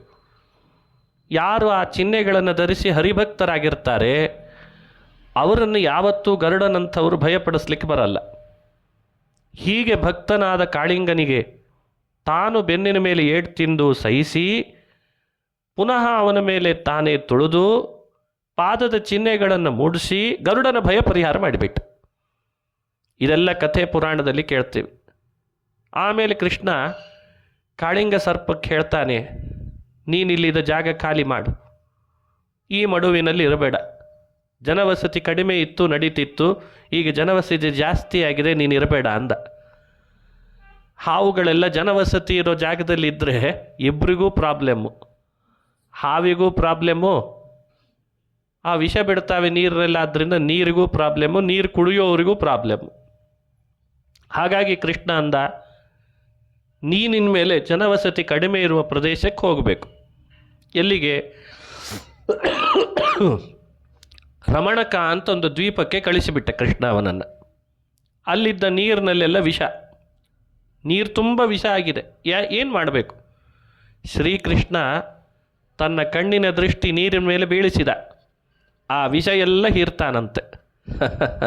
ಕೃಷ್ಣನ ದೃಷ್ಟಿ ನೋಡ್ರಿ, ವಿಷ ಎಲ್ಲ ಹೀರಿದ. ಹೀರಿದ್ರಿಂದ ನಿರ್ವಿಷ ಆಯಿತು, ಆಪತ್ತು ಪರಿಹಾರ ಆಯಿತು. ಎಲ್ಲಿ ವಿಷದ ನೀರು ಕುಡಿದು ಏನಾಗ್ತೇವೋ ಅಂದ್ಕೊಂಡಿದ್ರು ಗೋಪಾಲಕರು, ಆತಂಕ ಪಟ್ಟಿದ್ರು, ಎಲ್ಲ ದೂರ ಆಯಿತು. ಹೀಗೆ ವಿಷದಿಂದ ಬಂದ ಆಪತ್ತನ್ನು ಕೃಷ್ಣ ಪರಿಹರಿಸಿದ ಕಥೆ ಯಾರು ಶ್ರವಣ ಮಾಡ್ತಾರೆ, ಮನಸ್ಸಿನಲ್ಲಿ ಚಿಂತನೆ ಮಾಡ್ತಾರೆ, ಸ್ಮರಣೆ ಮಾಡ್ತಾರೆ, ಅವರಿಗೆ ವಿಷದ ಬಾಧೆ, ಸರ್ಪದ ಬಾಧೆ ಅದನ್ನು ಭಗವಂತ ದೂರ ಮಾಡ್ತಾನೆ. ನಮಗೆಲ್ಲ ಸಂಸಾರವೇ ದೊಡ್ಡ ವಿಷ. ಸಂಸಾರ ಅನ್ನೋ ವಿಷದೊಳಗೆ ವಿಷಯಗಳ ವಿಷ ಕುಡಿದು ನಾವೆಲ್ಲ ವ್ಯಥೆ ಪಡ್ತಾ ಇದ್ದೇವೆ. ಅದರ ಬಾಧೆ ಪರಿಹಾರ ಆಗಬೇಕಾದ್ರೆ ಇಂಥ ಕಥೆಗಳನ್ನು ಶ್ರವಣ ಮಾಡ್ತಾ ಇರಬೇಕು. ಸಮಾಜದಲ್ಲಿ ವಿಷ ಉಗುಳೋರು ಭಾಳ ಜನ ಇದ್ದಾರೆ. ಒಬ್ಬರನ್ನ ಕಂಡ್ರೆ ಒಬ್ರಿಗೆ ಆಗಿ ಬರಲ್ಲ. ಒಂದೊಳ್ಳೆ ಕೆಲಸ ಸಿಗ್ತಾ, ಅಯ್ಯಯ್ಯೋ ಅವನಿಗೆ ಕೆಲಸ ಯಾಕಾದರೂ ಸಿಕ್ತು ಅಂತ ಅಸೂಯೆ ಪಡ್ತಾರೆ. ಒಳ್ಳೆ ಮನೆ ಕಟ್ಟಿಸಿದರೆ ಸಹಿಸಲ್ಲ. ಅವನದೇ ದುಡಿದ ಮೇಲೆ ಅವನ ಕಾಲ ಮೇಲೆ ಅವನು ತನ್ನ ಬದುಕು ಕಟ್ಕೊಳ್ತಾನೆ ಅಂದರೂ ಮನುಷ್ಯ ಸಹಿಸಲ್ಲ, ವಿಷ ಉಗುಳ್ತಾರೆ. ಇವರೆಲ್ಲ ಒಂದರ್ಥದ ಕಾಳಿಂಗ ಸರ್ಪ. ಇಂಥ ಕಾಳಿಂಗ ಸರ್ಪದ ಬಾಧೆಯನ್ನು ಕೃಷ್ಣ ಪರಿಹಾರ ಮಾಡ್ತಾನೆ, ಕೃಷ್ಣ ಮರ್ದನ ಮಾಡ್ತಾನೆ ಅಂದರೆ ಪ್ರಾಮಾಣಿಕವಾಗಿ, ಸತ್ವಯುತವಾಗಿ, ದೇವರ ಭಕ್ತಿಯಿಂದ, ದೇವರ ಮೇಲಿರುವ ಭಕ್ತಿಯಿಂದ, ಧರ್ಮದಿಂದ, ಆಚರಣೆಯಿಂದ ಯಾರು ಶ್ರೇಷ್ಠತೆಯನ್ನು ಮೆರಿತಾನೆ, ಸಂಪತ್ತನ್ನು ಗಳಿಸ್ತಾನೆ, ಅಂಥವರಿಗೆ ಯಾರಾದರೂ ವಿಘ್ನ ಮಾಡಲಿಕ್ಕೆ ಬಂದರೆ ಕೃಷ್ಣ ಅವರನ್ನು ಮರ್ದನ ಮಾಡ್ತಾನೆ ಎನ್ನುವ ಸಂದೇಶವನ್ನು ಈ ಚರಿತ್ರೆಯಿಂದ ತಿಳಿಸ್ತಾರೆ. ಬಹಳ ಅಪೂರ್ವವಾದ ಕಥೆ. ಕಾಳಿಂಗ ಮರ್ದನನ ಕೃಷ್ಣನ ಚಿತ್ರಪಟ, ಅವನ ಮೂರ್ತಿ, ಪ್ರತಿಮೆಗಳು ಮನೆಯೊಳಗಿದ್ದರೆ ಸ್ತ್ರೀಯರಿಗೆ ವೈಧವ್ಯ ಬರಲ್ಲ. ಯಾಕೆಂದರೆ ಕಾಳಿಂಗನನ್ನು ಕೃಷ್ಣ ಏನಾದರೂ ಮರ್ದಿಸಿ ಸಂಹಾರನೇ ಮಾಡಿದರೆ, ತಾಟಕ, ಶಕಟ, ವತ್ಸ, ಕಿರ್ಮೀರನಂತೆ ಕೊಂದಿದ್ರೆ ಕೃಷ್ಣ ಏನಾದರೂ ಅವನನ್ನು, ಕಾಳಿಂಗನ ಪತ್ನಿಯರೆಲ್ಲ ವಿಧವೆಯರಾಗ್ತಿದ್ರು. ಕೃಷ್ಣ ಅದನ್ನು ತಡೆದ, ಸೌಭಾಗ್ಯ ಕೊಟ್ಟ. ಹಾಗಾಗಿ ಕಾಳಿಂಗ ಮರ್ದನ ಕೃಷ್ಣನ ಕಥೆ ಸೌಭಾಗ್ಯಪ್ರದ ಅಂತ ಅನುಸಂಧಾನ ಮಾಡಬೇಕಂತ. ಇದು ಒಂದು ಅಂಶ. ಎರಡನೇ ಅಂಶ, ಹೀಗೆ ಕೃಷ್ಣ ವ್ಯಾಳ ರಾಕ್ಷಸಾತ್ ವಿಷಜಲಾಶಯಾತ್ ವ್ಯಾಳ ರಾಕ್ಷಸಾತ್, ಮನುಷ್ಯನಿಗೆ ದೊಡ್ಡ ದೊಡ್ಡ ರಾಕ್ಷಸರ ಬಾಧೆ, ಶಕಟ, ಪೂತನ, ವತ್ಸ, ಬಕ, ಕೇಶಿ, ಅರಿಷ್ಟ, ಕಂಸ, ಇವರೇನು ಸಾಮಾನ್ಯ ರಾಕ್ಷಸರಲ್ಲ. ಇವತ್ತು ಆ ರಾಕ್ಷಸರೆಲ್ಲ ಹೆಸರು ಬದಲಾಯಿಸ್ಕೊಂಡು ಬಂದಿರ್ತಾರಷ್ಟೆ. ಇವತ್ತು ಸಮಾಜದಲ್ಲಿ ಆಗ್ತಿರುವ ಅನೇಕ ಅನಾಹುತಗಳು, ಸ್ವಾರ್ಥ, ನಾಸ್ತಿಕತೆ, ಧರ್ಮದ ವಿರೋಧ, ದೈವದ ದ್ವೇಷ ಇವೆಲ್ಲ ನೋಡ್ತೇವಲ್ಲ, ಕಾಮ, ಕ್ರೋಧ, ಅಸೂಯೆ, ಮಾತ್ಸರ್ಯ, ಅತ್ಯಾಚಾರ, ಕೊಲೆ, ಸುಲಿಗೆ ಎಲ್ಲ ನೋಡ್ತೇವೋ ಇಲ್ಲೋ? ಇವೆಲ್ಲ ಯಾರು ಮಾಡ್ತಾ ಇದ್ದಾರೆ? ಸಾತ್ವಿಕರು ಮಾಡೋದಲ್ಲ. ಆ ಕಾಲದಲ್ಲಿ ಇವರೇ ರಾಕ್ಷಸರು ಅಂತ ಕರೆಸ್ಕೊಂಡಿದ್ರಷ್ಟೇ. ಇವಾಗ ಇವರೇ ರಾಕ್ಷಸರು. ಬಹಳಷ್ಟು ಹಣ ಪೀಕ್ತಾರೆ, ಕೊಡೋದೇ ಇಲ್ಲ. ಹಣ ಇಸ್ಕೊಂಡು ಹೋಗುವಾಗ ಭಾರೀ ಒಳ್ಳೊಳ್ಳೆ ಮಾತನಾಡ್ತಾರೆ, ಹಾಗೆ ಇಸ್ಕೊಂಡು ಹೋಗ್ಬಿಡ್ತಾರೆ, ಕೊಡೋದಿಲ್ಲ. ಆಮೇಲೆ ಅಲ್ಲಲ್ಲಿ ಸ್ವಾರ್ಥ, ತಮ್ಮ ಅಧಿಕಾರಕ್ಕಾಗಿ ಯಾರನ್ನ ತಲೆ ಬೇಕಾದರೂ ಒಡಿತಾರೆ, ಕೊಲೆ ಮಾಡ್ತಾರೆ, ಕೊಲೆ ಮಾಡಿಸ್ತಾರೆ, ಸುಲಿಗೆ ಮಾಡಿಸ್ತಾರೆ. ಎಲ್ಲಿ ಏನು ಬೇಕಾದರೂ ನಡೀತಾ ಇದೆ. ನೀವೆಲ್ಲ ಅದನ್ನು ಇವತ್ತು ಪೇಪರ್ಗಳಲ್ಲಿ, ಮಾಧ್ಯಮಗಳಲ್ಲಿ ಎಷ್ಟೆಷ್ಟು ನೋಡ್ತಿದ್ದೀರಿ. ಎಲ್ಲಿ ನೋಡಿದರೂ ಸ್ಫೋಟಕ ಮಾಹಿತಿ ಅಂತ ಹಾಕಿಬಿಡ್ತಾರೆ. ಮತ್ತೆ ಸ್ಫೋಟಕ ಮಾಹಿತಿ, ಎಲ್ಲ ಸ್ಫೋಟಕನೇ. ಆದರೆ ಸಮಾಧಾನ ಮಾಹಿತಿ ಯಾವುದು ಅಂತ ಪ್ರಶ್ನೆ. ಎಲ್ಲವೂ ಸ್ಫೋಟಕ ಮಾಹಿತಿನೇ. ಕಾಮವಶರಾದವರು ಕೆಲವರು, ಕ್ರೋಧವಶರಾದವರು ಕೆಲವರು, ಲೋಭವಶರಾದವರು ಕೆಲವರು. ಇವರನ್ನೇ ಹಿಂದೆ ಕೃಷ್ಣನ ಕಾಲದಲ್ಲಿ ರಾಕ್ಷಸರು, ದೈತ್ಯರು, ಅಸುರರು ಅಂತ ಕರೀತಿದ್ರು ಅಷ್ಟೆ. ಪೂತನೆ ಅವಳು ಎಂಥ ಸಮಾಜಘಾತುಕಿ. ಕಂಸ ಒಬ್ಬ ಸಾಕುತಾಯಿ, ಕಂಸನಿಗೆ ಅವಳು ಸಾಕುತಾಯಿ. ಉಳಿದೆಲ್ಲ ಮಕ್ಕಳ ಮೇಲೆ ಅವಳಿಗೆ ತಾಯಿ ಭಾವ ಬರ್ತಿರಲಿಲ್ಲ. ಇದೆಂಥ ಸ್ವಭಾವ. ಎಲ್ಲರನ್ನ ಕೊಲೆ ಮಾಡ್ತಾ ಇದ್ಲಂತೆ, ಶಿಶು ಹತ್ಯೆ ಮಾಡ್ತಾ ಇದ್ಲು. ಅಂಥವರನ್ನು ನೋಡ್ತಾ ಇದ್ದೇವೆ ಇವತ್ತು ಸಮಾಜದಲ್ಲಿ. ಅವಳು ಒಬ್ಬಳೇ ಪೂತನೆ ಇದ್ದರೆ ಇವತ್ತು ಸುಮಾರು ಪೂತನೆಯರು ಮಕ್ಕಳನ್ನು ಹತ್ಯೆ ಮಾಡ್ತಾರೆ. ತಂದೆ ತಾಯಿಯಂದ್ರೆ ಬದುಕಿರುವಾಗ ಅವ್ರ ಕಣ್ಣು ಮುಂದೆ ಮಕ್ಕಳನ್ನು ಕಳ್ಳತನ ಮಾಡ್ತಾರೆ, ಅಪಹರಣ ಮಾಡ್ತಾರೆ, ಕೊಲೆ ಮಾಡ್ತಾರೆ. ಎಲ್ಲಂದರಲ್ಲಿ ಎಸದೇ ಸುದು ಹೋಗ್ತಾ ಇದ್ದಾರೆ. ಎಲ್ಲ ರಿಪೋರ್ಟ್ ಆಗ್ತಾ ಇದೆ. ಅಂದರೆ ಪೂತನೆ ಅವತ್ತು ಮಾತ್ರ ಇಲ್ಲ, ಇವತ್ತು ಪೂತನೆ ಇದ್ದಾಳೆ ಅಂತ ಅನಿಸ್ತದೋ ಇಲ್ಲೋ? ಅವಳನ್ನು ಸಂಹಾರ ಮಾಡಬೇಕಷ್ಟೇ. ಸಮಾಜಘಾತುಕ ಶಕ್ತಿಗಳು. ಶಕಟಾಸುರ. ಶಕಟ ಅಂದರೆ ಬಂಡಿ ರೂಪದಲ್ಲಿ ಅಂದು ಮಾತ್ರ ಬಂದವನು ಶಕಟ ಅಲ್ಲ. ಎಲ್ಲ ಕಾಲದಲ್ಲಿಯೂ ಶಕಟ ಬರ್ತಾನೆ. ನಮ್ಮ ದೇಹದೊಳಗೆ ಶಕಟ ಸೇರ್ಕೋತಾನೆ. ಶಕಟ ಅಂದರೆ ಏನು? ಆಲಸ್ಯ. ನಿಧಾನ ಹೋಗ್ತದೆ. ಬದುಕಿನಲ್ಲಿ ಸಶಕ್ತರಾಗಿದ್ದಾಗ ಬೇಕಾದಷ್ಟು ಸಾಧನೆ ಮಾಡಲಿಕ್ಕೆ ಅವಕಾಶ ಇರ್ತದೆ. ಆದರೆ ಆಲಸ್ಯ, ಏಳಲಿಕ್ಕೆ ಆಲಸ್ಯ, ಕೂಡ್ಲಿಕ್ಕೆ ಆಲಸ್ಯ, ಬೆಳಗ್ಗೆ ಏಳಲಿಕ್ಕೆ ಆಲಸ್ಯ, ಸಂಧ್ಯಾ ವಂದನೆ ಮಾಡಲಿಕ್ಕೆ ಆಲಸ್ಯ, ದೇವರ ಪೂಜೆಗೆ ಆಲಸ್ಯ, ಗುರುಮಂತ್ರ ಮಾಡಲಿಕ್ಕೆ ಆಲಸ್ಯ, ಒಳ್ಳೆಯ ತುಳಸಿ ಪೂಜೆ, ಪಾರಾಯಣ, ವಾಯುಸ್ತುತಿ ಎಲ್ಲ ಅವಕಾಶ ಇದೆ. ಆದರೂ ಮೊಬೈಲ್ ಬಿಡಲ್ಲ ಆಚಾರ್ಯ ನಮ್ಮನ್ನು ಅಂತೀವಿ ನಾವು. ನೀವಲ್ಲ, ನನ್ನ ಕತೆ ಹೇಳ್ತಾ ಇದ್ದೇನೆ ಅಂದ್ಕೊಳ್ಳಿ. ಮನುಷ್ಯನಿಗೆ ಆಲಸ್ಯ ದೂರ ಮಾಡ್ಕೊಳ್ಳಿಕ್ಕೆ ಆಗ್ತಾ ಇಲ್ಲ. ಎಂಥ ಸಂಪತ್ತು ಕೊಟ್ಟಿದ್ದಾರೆ ಋಷಿ ಮುನಿಗಳು. ಅವುಗಳನ್ನು ಅಧ್ಯಯನ ಮಾಡಿ ಸ್ವಲ್ಪ ದಿನನಿತ್ಯ ತಿಳಿದುಕೊಂಡು ನಮ್ಮನ್ನು ಬದಲಾಯಿಸ್ಕೊಳ್ಳಿಕ್ಕೆ ಅವಕಾಶ ಇದೆ. ಆದರೆ ನಾವು ಅದರ ಕಡೆ ಗಮನ ಹರಿಸ್ತಾ ಇಲ್ಲ. ಏನೋ ಯೋಚನೆ. ಭಾರೀ ದೊಡ್ಡ ಗುಡ್ಡ ಕಡಿಲಿಕ್ಕೇನು ಹೇಳಿಲ್ಲ ಕೃಷ್ಣ ನಮಗೆ. ನೀವೆಲ್ಲ ಸೇರಿಕೊಂಡು ಎದುರುಗಡೆ ಇರೋ ಸಿದ್ಧರ ಬೆಟ್ಟ ಹತ್ತಿ, ಆ ಸಿದ್ಧರ ಬೆಟ್ಟದಲ್ಲಿರೋ ಒಂದೊಂದು ಬಂಡೆಗಲ್ಲನ್ನು ಎಣಿಸಿ ಅಂದರೆ ನನ್ನ ಪೂಜೆ ಆಗ್ತದೆ ಅಂತ ಕೃಷ್ಣ ಏನಾದರೂ ಹೇಳಿದ್ನ? ಅಂಥವೇನು ಹೇಳಿಲ್ಲ. ಆದರೆ ಕೃಷ್ಣ ಹೇಳ್ತಿರೋದನ್ನು, ಕೃಷ್ಣ ಅಪೇಕ್ಷಿಸ್ತಿರೋದನ್ನು ನಮ್ಮಿಂದ ಮಾಡಲಿಕ್ಕಾದರೂ ನಾವು ಆಲಸ್ಯದಿಂದ ಅದನ್ನು ದೂರ ಮಾಡ್ತೀವಿ. ಇದೇ ಶಕಟಾಸುರ. ಶಕಟ ಅಂದರೆ ಆಲಸ್ಯ. ಹೀಗೆ ಬಕಾಸುರ, ಕೇಶಿ ಅಸುರ, ಅರಿಷ್ಟಾಸುರ, ಹೆಸರೇ ಅರಿಷ್ಟ. ಎಂಥ ಅರಿಷ್ಟ ನೋಡ್ರಿ. ಇವರೆಲ್ಲ ಗೊಲ್ಲರ ಮೇಲೆ, ಗೋಕುಲದ ಮೇಲೆ ದಾಳಿ ಮಾಡಿದ್ದಾರೆ. ಗೋಕುಲ, ಗೊಲ್ಲರು, ಗೋವುಗಳು ಅಂದರೆ ಕೃಷ್ಣನಿಗೆ ಅತಿ ಪ್ರಿಯವಾದ ತಾಣ. ಯಾವುದು ದೈವ ಸ್ಥಾನವೋ ಅದನ್ನು ವಿರೋಧಿಸುವವರೆಲ್ಲ ಅಸುರರು. ಹೀಗೆ ನಮ್ಮ ಬದುಕಿನಲ್ಲಿ ಇಂಥವರ ದಾಳಿ ಮೇಲಿಂದ ಮೇಲೆ ಆಗ್ತದೆ. ಶಕಟನ ದಾಳಿ, ವತ್ಸನ ದಾಳಿ, ಅರಿಷ್ಟನ ದಾಳಿ ಆಗ್ತದೆ. ನಾವು ಅದನ್ನು ಸ್ವತಂತ್ರ ಎದುರಿಸುವ ಶಕ್ತಿ ಇರಲ್ಲ. ಕೃಷ್ಣನನ್ನೇ ಶರಣು ಹೋಗಬೇಕು. ಅನನ್ಯಾಶ್ಚಿಂತಯಂತೋ ಮಾಂ ಯೇ ಜನಾ ಪರ್ಯುಪಾಸತೆ ತೇಷಾಂ ನಿತ್ಯಾಭಿಯುಕ್ತಾನಾಂ ಯೋಗಕ್ಷೇಮಂ ವಹಾಮ್ಯಹಂ. ಅನನ್ಯವಾಗಿ ಭಗವಂತನನ್ನು ಶರಣು ಹೋದರೆ ಮಾತ್ರ ಇವರನ್ನು ಎದುರಿಸುವ ಶಕ್ತಿ, ತಾಕತ್ತು ನಮ್ಮಲ್ಲಿ ಬರಲಿಕ್ಕೆ ಸಾಧ್ಯ. ಈಗ ಅಧರ್ಮವನ್ನು ಅಧರ್ಮದಿಂದಲೇ ಎದುರಿಸ್ತೇನೆ ಅಂದ್ರಲ್ಲ, ಧರ್ಮದ ಆಯುಧದಿಂದ ಅಧರ್ಮದ ಆಯುಧವನ್ನು ಎದುರಿಸಬೇಕು. ಸುಳ್ಳನ್ನು ಸತ್ಯದಿಂದಲೇ ಎದುರಿಸಬೇಕು. ಸುಳ್ಳನ್ನು ಹೋಗಿ ಸುಳ್ಳಿನಿಂದ ಎದುರಿಸ್ತೇನೆ ಅಂದರೆ ಮತ್ತಷ್ಟು ಸುಳ್ಳಾಗ್ತದೆ. ದ್ವಿಗುಣಿತಾಹಿ ಬಂಧನ ಪಾಶ ಬಂಧನ ಅಂತ. ಮನುಷ್ಯ ಏನು ಮಾಡ್ತಾನೆ? ಸುಳ್ಳನ್ನು ಸುಳ್ಳಿನಿಂದ ಎದುರಿಸ್ಲಿಕ್ಕೆ ಹೋಗ್ತಾನೆ. ಅದು ಬೇಡ ಅಂತಾನೆ ಭಗವಂತ. ದೇವರು ಅಂದರೆ ಅದೇ ಪ್ರಾಮಾಣಿಕತೆ, ಅಹಿಂಸೆ. ಇದೆಲ್ಲ ದೇವರು ಅಂದರೆ ಪ್ರತ್ಯೇಕ ದೇವರನ್ನು ಬರೀ ಪ್ರತಿಮೆಯಲ್ಲಿ ಕಾಣೋದಲ್ಲ. ಸಮಾಜಘಾತುಕ ಶಕ್ತಿಗಳನ್ನು ಎದುರಿಸ್ಲಿಕ್ಕೆ ಬೇಕಾದ ಧರ್ಮದ ನಿಸ್ವಾರ್ಥದ ಆಯುಧವನ್ನು ಹಿಡ್ಕೊಂಡು ಎದುರಿಸೋದಕ್ಕೇನೆ ದೇವರು ಅಂತ ಹೆಸರು. ಅದನ್ನು ಭಗವಂತ ಮಾಡ್ತಾನೆ. ಅದೇ ವ್ಯಾಳ ರಾಕ್ಷಸಾತ್. ಗೋವುಗಳು ಮೂಕ ಪ್ರಾಣಿ, ಅವುಗಳಿಗೇನು ಗೊತ್ತಿಲ್ಲ. ಅವುಗಳ ಮೇಲೆ ದಾಳಿ ಮಾಡಿಸ್ತಾನೆ ಕಂಸ. ಎಲ್ಲ ಗೋವುಗಳ ಮೇಲೆ ದಾಳಿ ಮಾಡಿ ಬರ್ರಿ ಅಂತಿದ್ದ. ಕೃಷ್ಣ ಇದ್ರೆ ನೋಡೋಣ ಅಲ್ಲಿ ಏನು ಮಾಡ್ತಾನೆ. ವರಬಲದಿಂದ ಅವಧ್ಯರು ಬರ್ತಿದ್ರು, ಅವರನ್ನೆಲ್ಲ ಥಳಿಸ್ತಿದ್ದ ಕೃಷ್ಣ. ಇದು ಕೃಷ್ಣನ ಕಥೆಯಲ್ಲಿ ಬರುವಂಥ ಮತ್ತೊಂದು ಸಂದೇಶ. ವ್ಯಾಳ ರಾಕ್ಷಸಾತ್ ವರ್ಷ ಮಾರುತಾತ್ ವೈದ್ಯುತಾನಳಾತ್. ವರ್ಷ ಮಾರುತಾತ್ ವಿಪರೀತ ಗಾಳಿ. ಎಷ್ಟು ಗಾಳಿ ಅಂದರೆ ನಿಲ್ಲಿಕ್ಕೆ ಸಾಧ್ಯ ಇಲ್ಲ ಗೋಕುಲದಲ್ಲಿ, ಅಷ್ಟು ಗಾಳಿ ಬೀಸಿದ. ಯಾಕೆ? ಇಂದ್ರ ನನಗೆ ಯಾಗ ಮಾಡಲಿಲ್ಲಲ್ಲ ಅಂತನ್ನೋ ಸಿಟ್ಟಿಗೆ.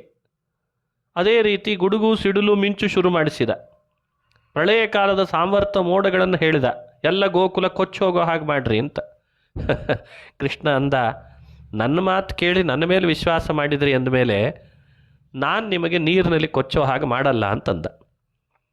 ನೀರಿನಲ್ಲಿ ನಿಮ್ಮನ್ನು ಮುಳುಗೋ ಹಾಗೆ ಮಾಡಲ್ಲ, ತೇಲೋ ಹಾಗೆ ಮಾಡ್ತೇನೆ ಅಷ್ಟೆ. ಬೇರೆಯವರೆಲ್ಲ ಮುಳುಗೋ ಹಾಗೆ ಮಾಡೋರು ಭಾಳ ಜನ ಸಮಾಜದಲ್ಲಿ. ಕೃಷ್ಣ ಒಬ್ಬನೇ ಅಂತೆ ನೀರಿನ ಬಾಧೆ ಪರಿಹಾರ ಮಾಡಲಿಕ್ಕೆ. ಗೋವರ್ಧನ ಪರ್ವತವನ್ನು ಎತ್ತಿ ಯಾವ ಕಾರಣಕ್ಕೂ ಒಬ್ಬರಿಗೆ ನೀರಿನ ಹನಿ ತಾಗಬಾರ್ದು ಹಾಗೆ ಮಾಡಿಬಿಟ್ಟ ಒಳಗಡೆ. ಇಂದ್ರನ ಮಳೆ ನೀರು ಖರ್ಚಾಯಿತೇ ಹೊರತು ನೀರು ಸುರಿಸಿ ಯಾರಿಗೂ ಏನೂ ಆಗಲಿಲ್ಲ. ಇಂದ್ರನಿಗೆ ಬುದ್ಧಿ ಬಂತು, ತಪ್ಪಾಯಿತು. ಕೃಷ್ಣ ಸಾಮಾನ್ಯ ಅಂತ ಭಾವಿಸಿದ್ದೆ, ಮನುಷ್ಯ ಅಂತ ಭಾವಿಸಿದೆ, ತಪ್ಪು ನಂದೇ. ಅವನೇ ಕೆಳಗೆ ಬಂದು ಕೃಷ್ಣನಿಗೆ ಅಭಿಷೇಕ ಮಾಡಿ ಹಾಲಿನಿಂದ ಗೋವಿಂದ ಅಂತ ನಾಮಕರಣ ಮಾಡಿದ. ಗೋವಿಂದ ಪಟ್ಟಾಭಿಷೇಕ. ನೋಡಿ, ದೇವತೆಗಳು ಕೂಡ ಶ್ರೀಕೃಷ್ಣನ ವಿಷಯದಲ್ಲಿ ತಪ್ಪಿತಸ್ಥರಾಗಿ ಕ್ಷಮೆ ಕೇಳಿದ ಕಥೆಯನ್ನು ಪುರಾಣ ಹೇಳ್ತದೆ. ಹಾಗಾಗಿ ಕೃಷ್ಣ ದೇವೋತ್ತಮ, ಕೃಷ್ಣ ಆಪದ್ಬಾಂಧವ, ಭಕ್ತವತ್ಸಲ, ಕೃಷ್ಣನೇ ರಕ್ಷಕ, ಕೃಷ್ಣ ನಮ್ಮನ್ನು ಅನುಗ್ರಹಿಸುವವ ಅನ್ನಲಿಕ್ಕೆ ಇದೆಲ್ಲ ಕಥೆಗಳು ನಿದರ್ಶನ. ದೇವೋತ್ತಮ ಅನ್ನಲಿಕ್ಕೂ ಇದು ನಿದರ್ಶನ ಆಯಿತು. ಹೀಗೆ ಕೃಷ್ಣನ ಕಥೆಯಲ್ಲಿ ಭಾಗವತ ನೀವು ನೋಡಿದರೆ ಆಶ್ಚರ್ಯ ಆಗ್ತದೆ. ಒಮ್ಮೆ ಗೋಪಾಲಕರೆಲ್ಲ ಸಲಿಗೆಯಿಂದ ಕೃಷ್ಣನಿಗೆ ಕೇಳಿದರು, ಕೃಷ್ಣ ನೀನೇ ವಿಷ್ಣು ಅಂತಿದ್ದಾರೆ ಎಲ್ಲರೂ. ಇಷ್ಟು ದಿನ ನಿನ್ನ ಜೊತೆಗೆ ಇದ್ವಿ, ಕೇಳಲಿಕ್ಕಾಗಿರಲಿಲ್ಲ, ಇವತ್ತು ಕೇಳೋಣ ಅಂತಿದ್ದೇವೆ, ಕೇಳ್ರಿ ಅಂತ. ನೀನು ವಿಷ್ಣು ಆದರೆ ವೈಕುಂಠ ತೋರಿಸು ಅಂದ್ರಂತ. ದೇವ್ರು ಯಾಕೆ ಯಾವಾಗಲೂ ನಮ್ಮ ಜೊತೆಗೆ ಕಣ್ಣಿಗೆ ಕಾಣದಂತೆ ಇರಲ್ಲ ಅಂತ ಗೊತ್ತಾಯ್ತಲ್ಲ. ಕೃಷ್ಣ ಯಾವಾಗಲೂ ನಮ್ಮ ಜೊತೆಗೆ ಇದ್ದು ಬಿಟ್ಟರೆ ನಾವೇನು ಮಾಡ್ತೀವಿ ಅಂದರೆ, ನಮಗೆ ಬೇಕೋ ಬೇಡವೋ ಅದು ತೋರಿಸು ಇದು ತೋರಿಸು, ಇದನ್ನು ತಂದು ಕೊಡು ಅದನ್ನು ಮಾಡಿಕೊಡು ಅಂತ ಶುರು ಮಾಡಿಬಿಡ್ತೀವಿ. ಆವಾಗ ಕೃಷ್ಣ ಇವನನ್ನು ಹತ್ತಿರ ಸೇರಿಸ್ಕೊಂಡದಕ್ಕಿಂತ ದೂರ ಇಡೋದೇ ವಾಸಿ ಅಂತಾನೆ. ನಮ್ಮ ದುರ್ಬುದ್ಧಿ ಆಗಿದೆ, ಮನುಷ್ಯರ ಬುದ್ಧಿನೇ ಹಾಗೆ. ಕೃಷ್ಣ ಆ ರೀತಿ ಅವರ ಜೊತೆಯಲ್ಲೇ ಇದ್ದು ಸಲಿಗೆ ಹೆಚ್ಚಾದಾಗ ಒಂದು ಸಲ ವೈಕುಂಠ ತೋರಿಸು ಅಂದ. ಸರಿ ತೋರಿಸ್ತೇನೆ ಎಂದ. ಈಗಲೇ ತೋರಿಸ್ತೇನೆ ಎಂದ. ಎಲ್ಲಿದ್ದ ಕೃಷ್ಣ ಅಲ್ಲೇ ವೈಕುಂಠ ಸೃಷ್ಟಿ ಮಾಡಿಬಿಟ್ಟ. ಏನು ಅದ್ಭುತರಂತೀರಿ ವೈಕುಂಠ! ಎಲ್ಲ ಬಂಗಾರದಮಯ, ಮನೆಗಳೆಲ್ಲ ಬಂಗಾರದಮಯ, ಸ್ಫಟಿಕದ ತೊಲೆಗಳು, ರಸ್ತೆಗಳೆಲ್ಲ ರತ್ನಗಳ ರಸ್ತೆ, ಪದ್ಮರಾಗದ ರಸ್ತೆ, ಅಮೃತದ ಸಮುದ್ರ. ಏನಿದೆಲ್ಲ ವೈಭವ ನೋಡಿ ಆಶ್ಚರ್ಯಪಟ್ಟು ಗೊಲ್ಲ ಬಾಲಕರು, ಕೃಷ್ಣ ಇದೇ ವೈಕುಂಠ ಅಂದ. ಕೃಷ್ಣ ಎಂಥ ಅದ್ಭುತ ಇದೆಯಲ್ಲ ವೈಕುಂಠ, ಈಗಲೇ ಕೊಡಲ್ಲ, ಮುಂದೆ ಕೊಡ್ತೀನಿ, ಬರ್ರಿ ವಾಪಸ್ ಹೋಗೋಣ ದನ ಕಾಯಲಿಕ್ಕೆ ಅಂದ. ಮತ್ತೆ ಹೀಗೊಂದು ಘಟನೆಯನ್ನು ಭಾಗವತ ಹೇಳ್ತದೆ, ದಶಮಸ್ಕಂಧ.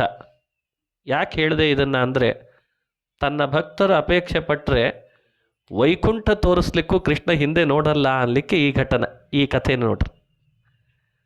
ಒಂದು ಸಲ ಕುಂತಿ ಅಪೇಕ್ಷೆ ಪಟ್ಲಂತೆ, ಕೃಷ್ಣ ನನ್ನ ಮಕ್ಕಳೇ ಯುದ್ಧ ಮಾಡ್ತಾರೆ, ನನ್ನ ಮಕ್ಕಳಿಗೇ ಗೆಲುವು, ನೋಡಿ ನೋಡಿ ಒಂದ್ಸಲಿ ಅನ್ನಿಸ್ತಾ ಇದೆ, ನೀ ನನ್ನ ಕಣ್ಣು ಮುಂದೆ ಯುದ್ಧ ಮಾಡಿ ಎಲ್ಲರನ್ನು ಸೋಲಿಸಿ ತೋರಿಸು ಅನ್ಲಂತ ಅಪೇಕ್ಷೆ, ಕುಂತಿ ಅಪೇಕ್ಷೆ.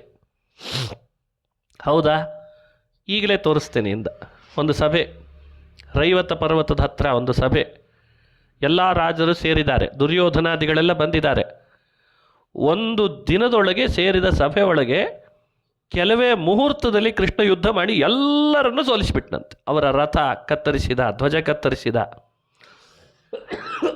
ಸಾರಥಿನ ಕತ್ತರಿಸಿದ, ಒಬ್ಬೊಬ್ಬರನ್ನ ರಥದಿಂದ ಕೆಳಗೆ ನಿಲ್ಲಿಸಿ ಬಿಲ್ಲು ಕೈಯಲ್ಲಿ ಇಲ್ಲದಂತೆ ಕತ್ತರಿಸಿ, ಬತ್ತಳಿಕೆ ಬಾಣ ಇಲ್ಲ ಅಂತ ಮಾಡಿ ಒಬ್ಬೊಬ್ಬರನ್ನ ನೆಲದ ಮೇಲೆ ನಿಲ್ಲಿಸಿ ತೋರಿಸಿದ್ದಾನೆ. ಕುಂತಿಗೆ ಹೇಳ್ದ, ಕುಂತಿ ನೀನು ಅಪೇಕ್ಷಿಸಿದ್ದಿ ತೋರಿಸಿದ್ದೇನೆ ನೋಡು, ಈಗಲಾದರೂ ಒಪ್ತೀಯ ನನ್ನ ಮಹಿಮೆಯನ್ನು ಅಂತ ಕೇಳಿದ್ನಂತೆ.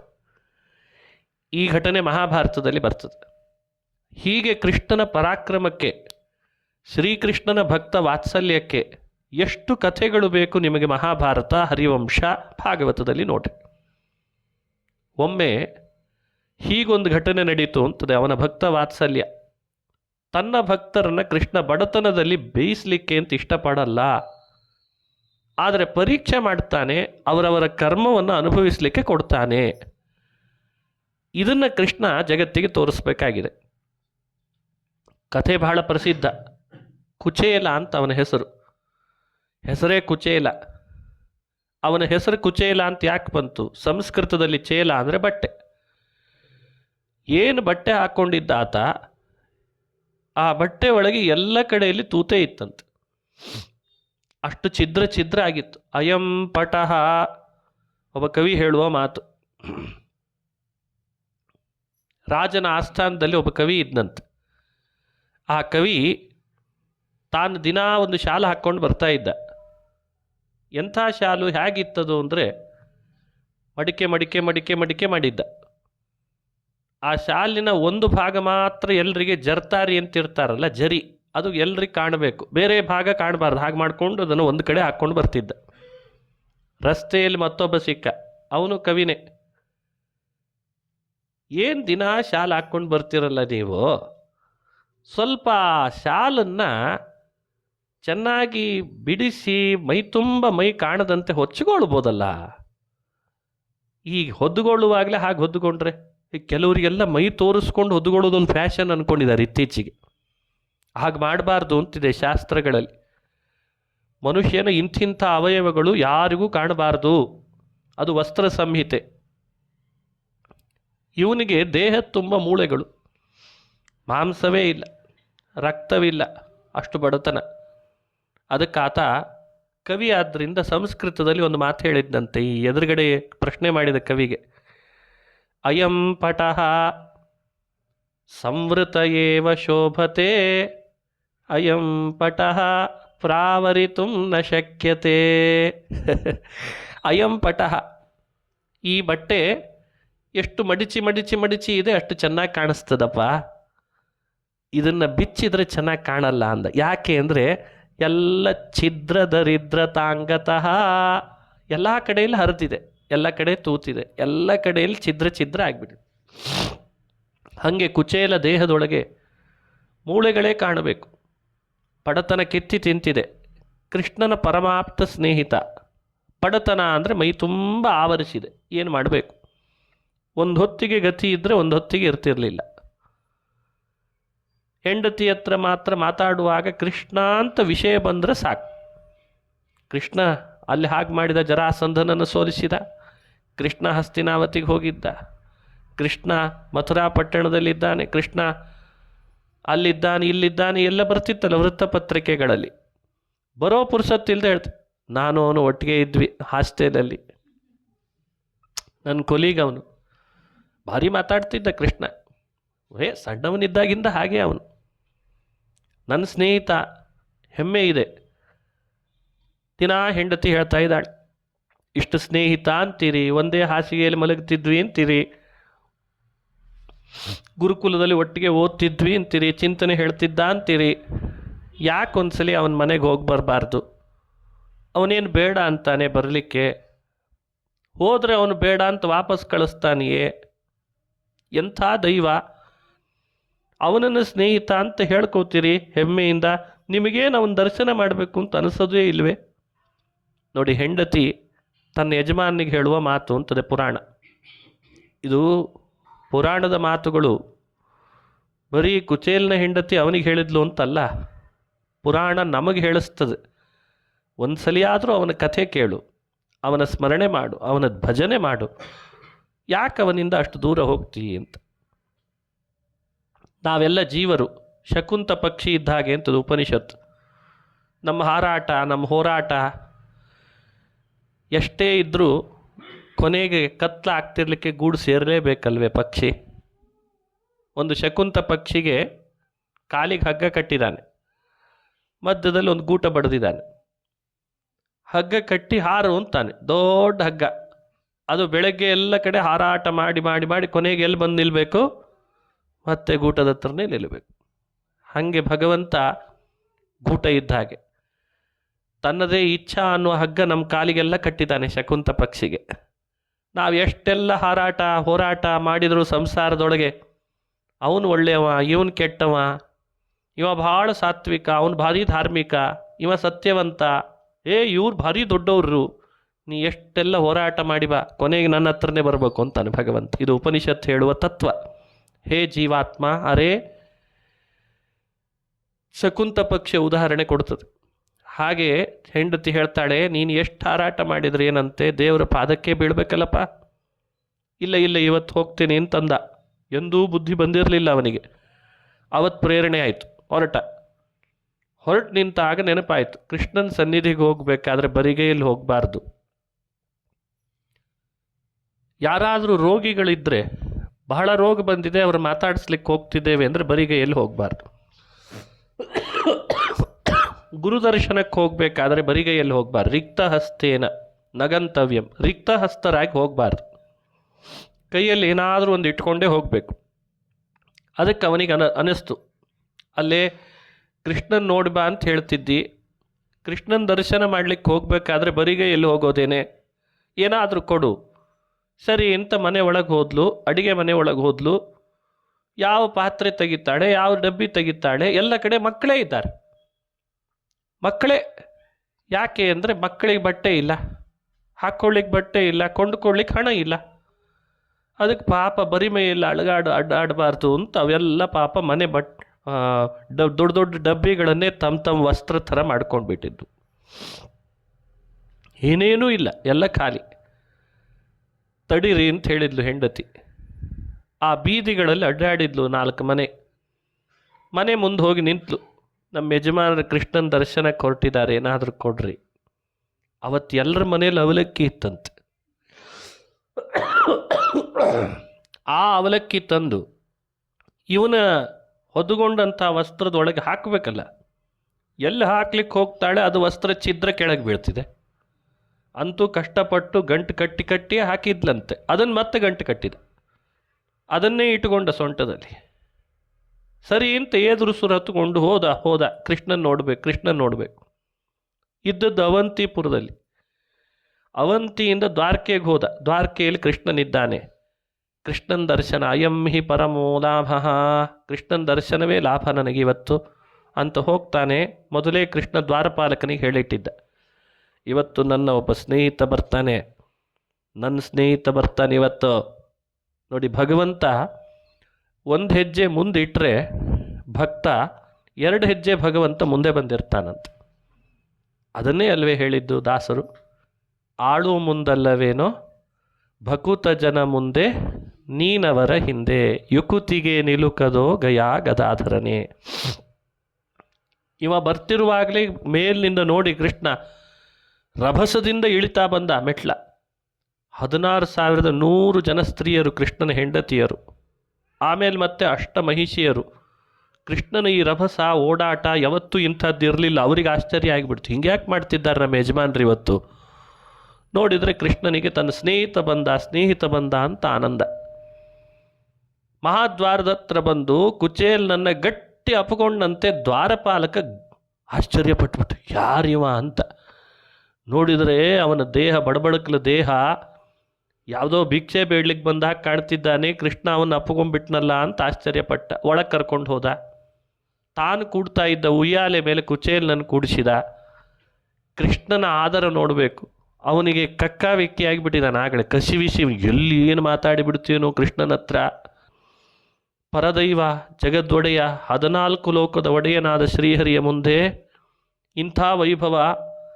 ಆ ಪಲ್ಲಕ್ಕಿ ಆ ತೂಗುಯ್ಯಾಲೆ ಮೇಲೆ ಕೂಡಿಸಿ ಕಾಲಿಗೆ ಬಂಗಾರದ ಹರಿವಾಣ ತಂದು ಅದರ ಕೆಳಗಡೆ ಇಟ್ಟು, ಅದರ ಕೆಳಗೊಂದು ಪಾದದ ಪೀಠ ಇಟ್ಟು, ರುಕ್ಮಿಣಿ ಸತ್ಯಭಾಮೆಯರನ್ನು ಕರೆಸಿ ಬಿಸಿನೀರು ತರಿಸಿ ಪಾದಕ್ಕೆ ನೀರು ಹಾಕಿ, ನೀರನ್ನು ಮತ್ತೆ ಪಾದೋದಕ ವಿಪ್ರ ಪಾದೋದಕ ಅಂತ ತಾನು ಸಿಡಿಸ್ಕೊಂಡು ರುಕ್ಮಿಣಿಗೆ ಸಿಡಿಸಿ ಎಲ್ಲ ಕಡೆ ಸಿಡಿಸಿ ಬಾ ಎಲ್ಲರಿಗೆ ಅಂತ ಹೇಳಿ ಹೀಗೆಲ್ಲ ಮಾಡಿದಾಗ ಆ ಕುಚೇಲನ ಕಣ್ಣಲ್ಲಿ ಧಾರಾಕಾರ ನೀರು.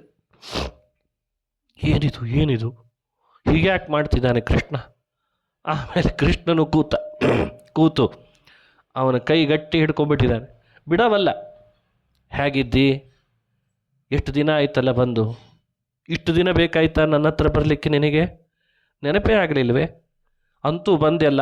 ಏನೇನೋ ಮಾತಾಡ್ತಾನೆ ಇದ್ದಾನೆ ಕೃಷ್ಣ. ಅವನಿಗೆ ಏನು ಉತ್ತರ ಕೊಡಬೇಕು ಗೊತ್ತಾಗ್ತಾ ಇಲ್ಲ, ಅವಾಕ್ಕಾಗಿಬಿಟ್ಟಿದ್ದಾನೆ. ಅವನು ನೋಡಿದರೆ ಇನ್ನೇನಾಗಿಬಿಡ್ತದೋ ಇಲ್ಲಿ ಅನ್ನೋ ಹೆದರಿಕೆಗೆ ಹೊರಡ್ತೇನೆ ಅಂತ ಕೂತ್ಕೊಂಡ. ಬರ್ತೀನಿ ಕೃಷ್ಣ, ನೋಡಿದೆ ನಿನ್ನ, ಹೊರಟೆ. ಬರೋದೇ ಈಗ ಬಂದಿದೆ, ಕೂಡು, ಅಡಿಗೆ ಆಗ್ತಿದೆ, ಊಟ ಮಾಡ್ಕೊಂಡು ಹೋಗು ಅಂದ ಕೃಷ್ಣ. ಊಟ ಮಾಡ್ಕೊಂಡು ಹೋಗು ಅಂದದ್ದಕ್ಕೆ ಕುಚೇಲನಿಗೆ ಸಮಯ ಸಿಗಿತ್ತು.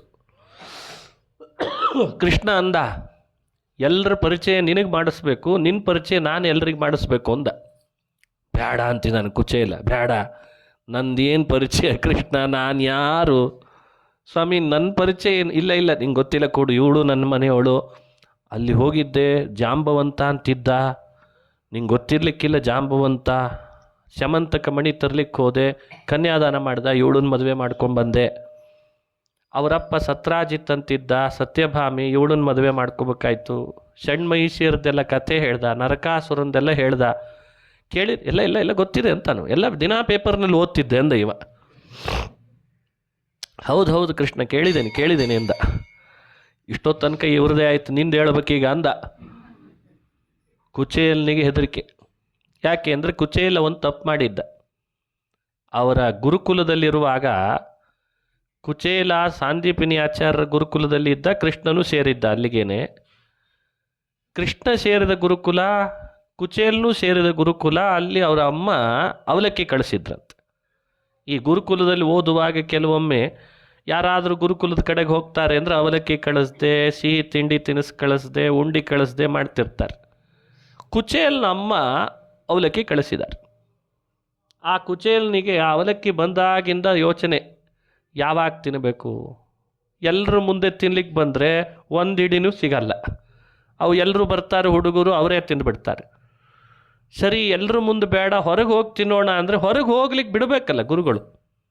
ಯೋಚನೆ ಮಾಡಿದ, ಇವತ್ತು ಕಟ್ಟಿಗೆ ಹೊಡಿಲಿಕ್ಕೆ ಹೇಳ್ತಾರೆ, ನಾನೇ ಕೈಯಲ್ಲಿ ಕೊಡ್ಲಿ ಹಿಡ್ಕೊಂಡು ಕಟ್ಟಿಗೆ ಹೊಡ್ಕೊಂಬರ್ಲಿಕ್ಕೆ ಹೋಗ್ಬೇಕು ಹೆಂಗಿದ್ರು. ಆವಾಗ ಅಲ್ಲಿ ಯಾರು ಇರಲ್ಲ, ಕಾಡಿನಲ್ಲಿ ಒಂದು ಇಡೀ ಅವಲಕ್ಕಿ ಮುಕ್ಕಿ ಬಂದ್ರಾಯ್ತು ಅಂತ ಯೋಚನೆ ಮಾಡಿದ್ದ.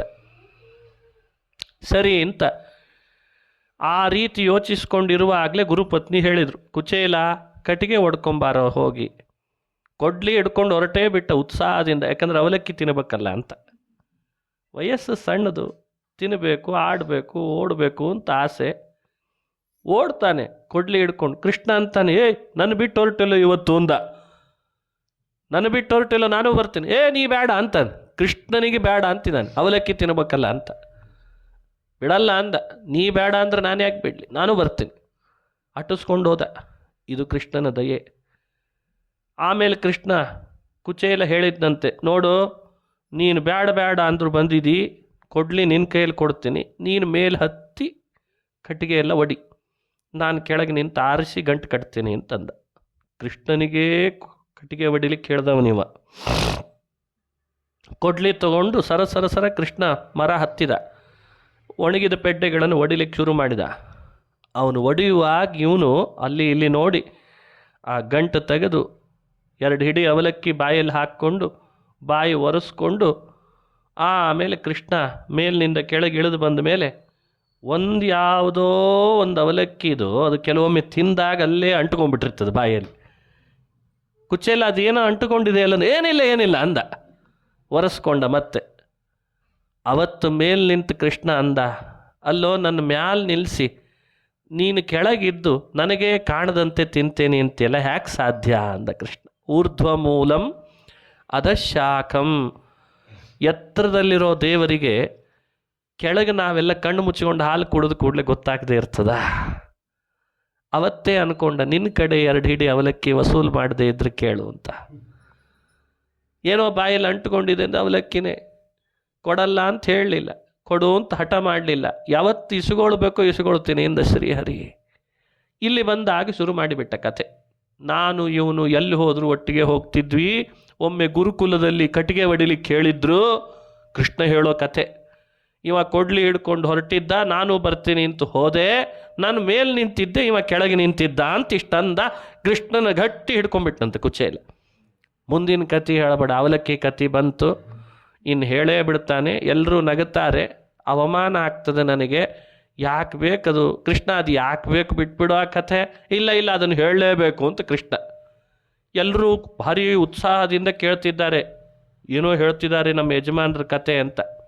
ಆಮೇಲೆ ಮಳೆ ಬಂತು, ವಾಪಸ್ ಬಂದ್ವಿ ಅಂತಂದ. ಅವಲಕ್ಕಿ ಕಥೆನೇ ಹೇಳಲಿಲ್ಲ. ಯಾರಿಗೂ ಅರ್ಥ ಆಗಲಿಲ್ಲ. ಕುಚೇಲನಿಗೆ ನೆನಪಾಗಿಬಿಡ್ತು. ಕೃಷ್ಣ ನೆನಪಿಸಿದ. ಮಾನ ಕಳಿಲಿಲ್ಲ.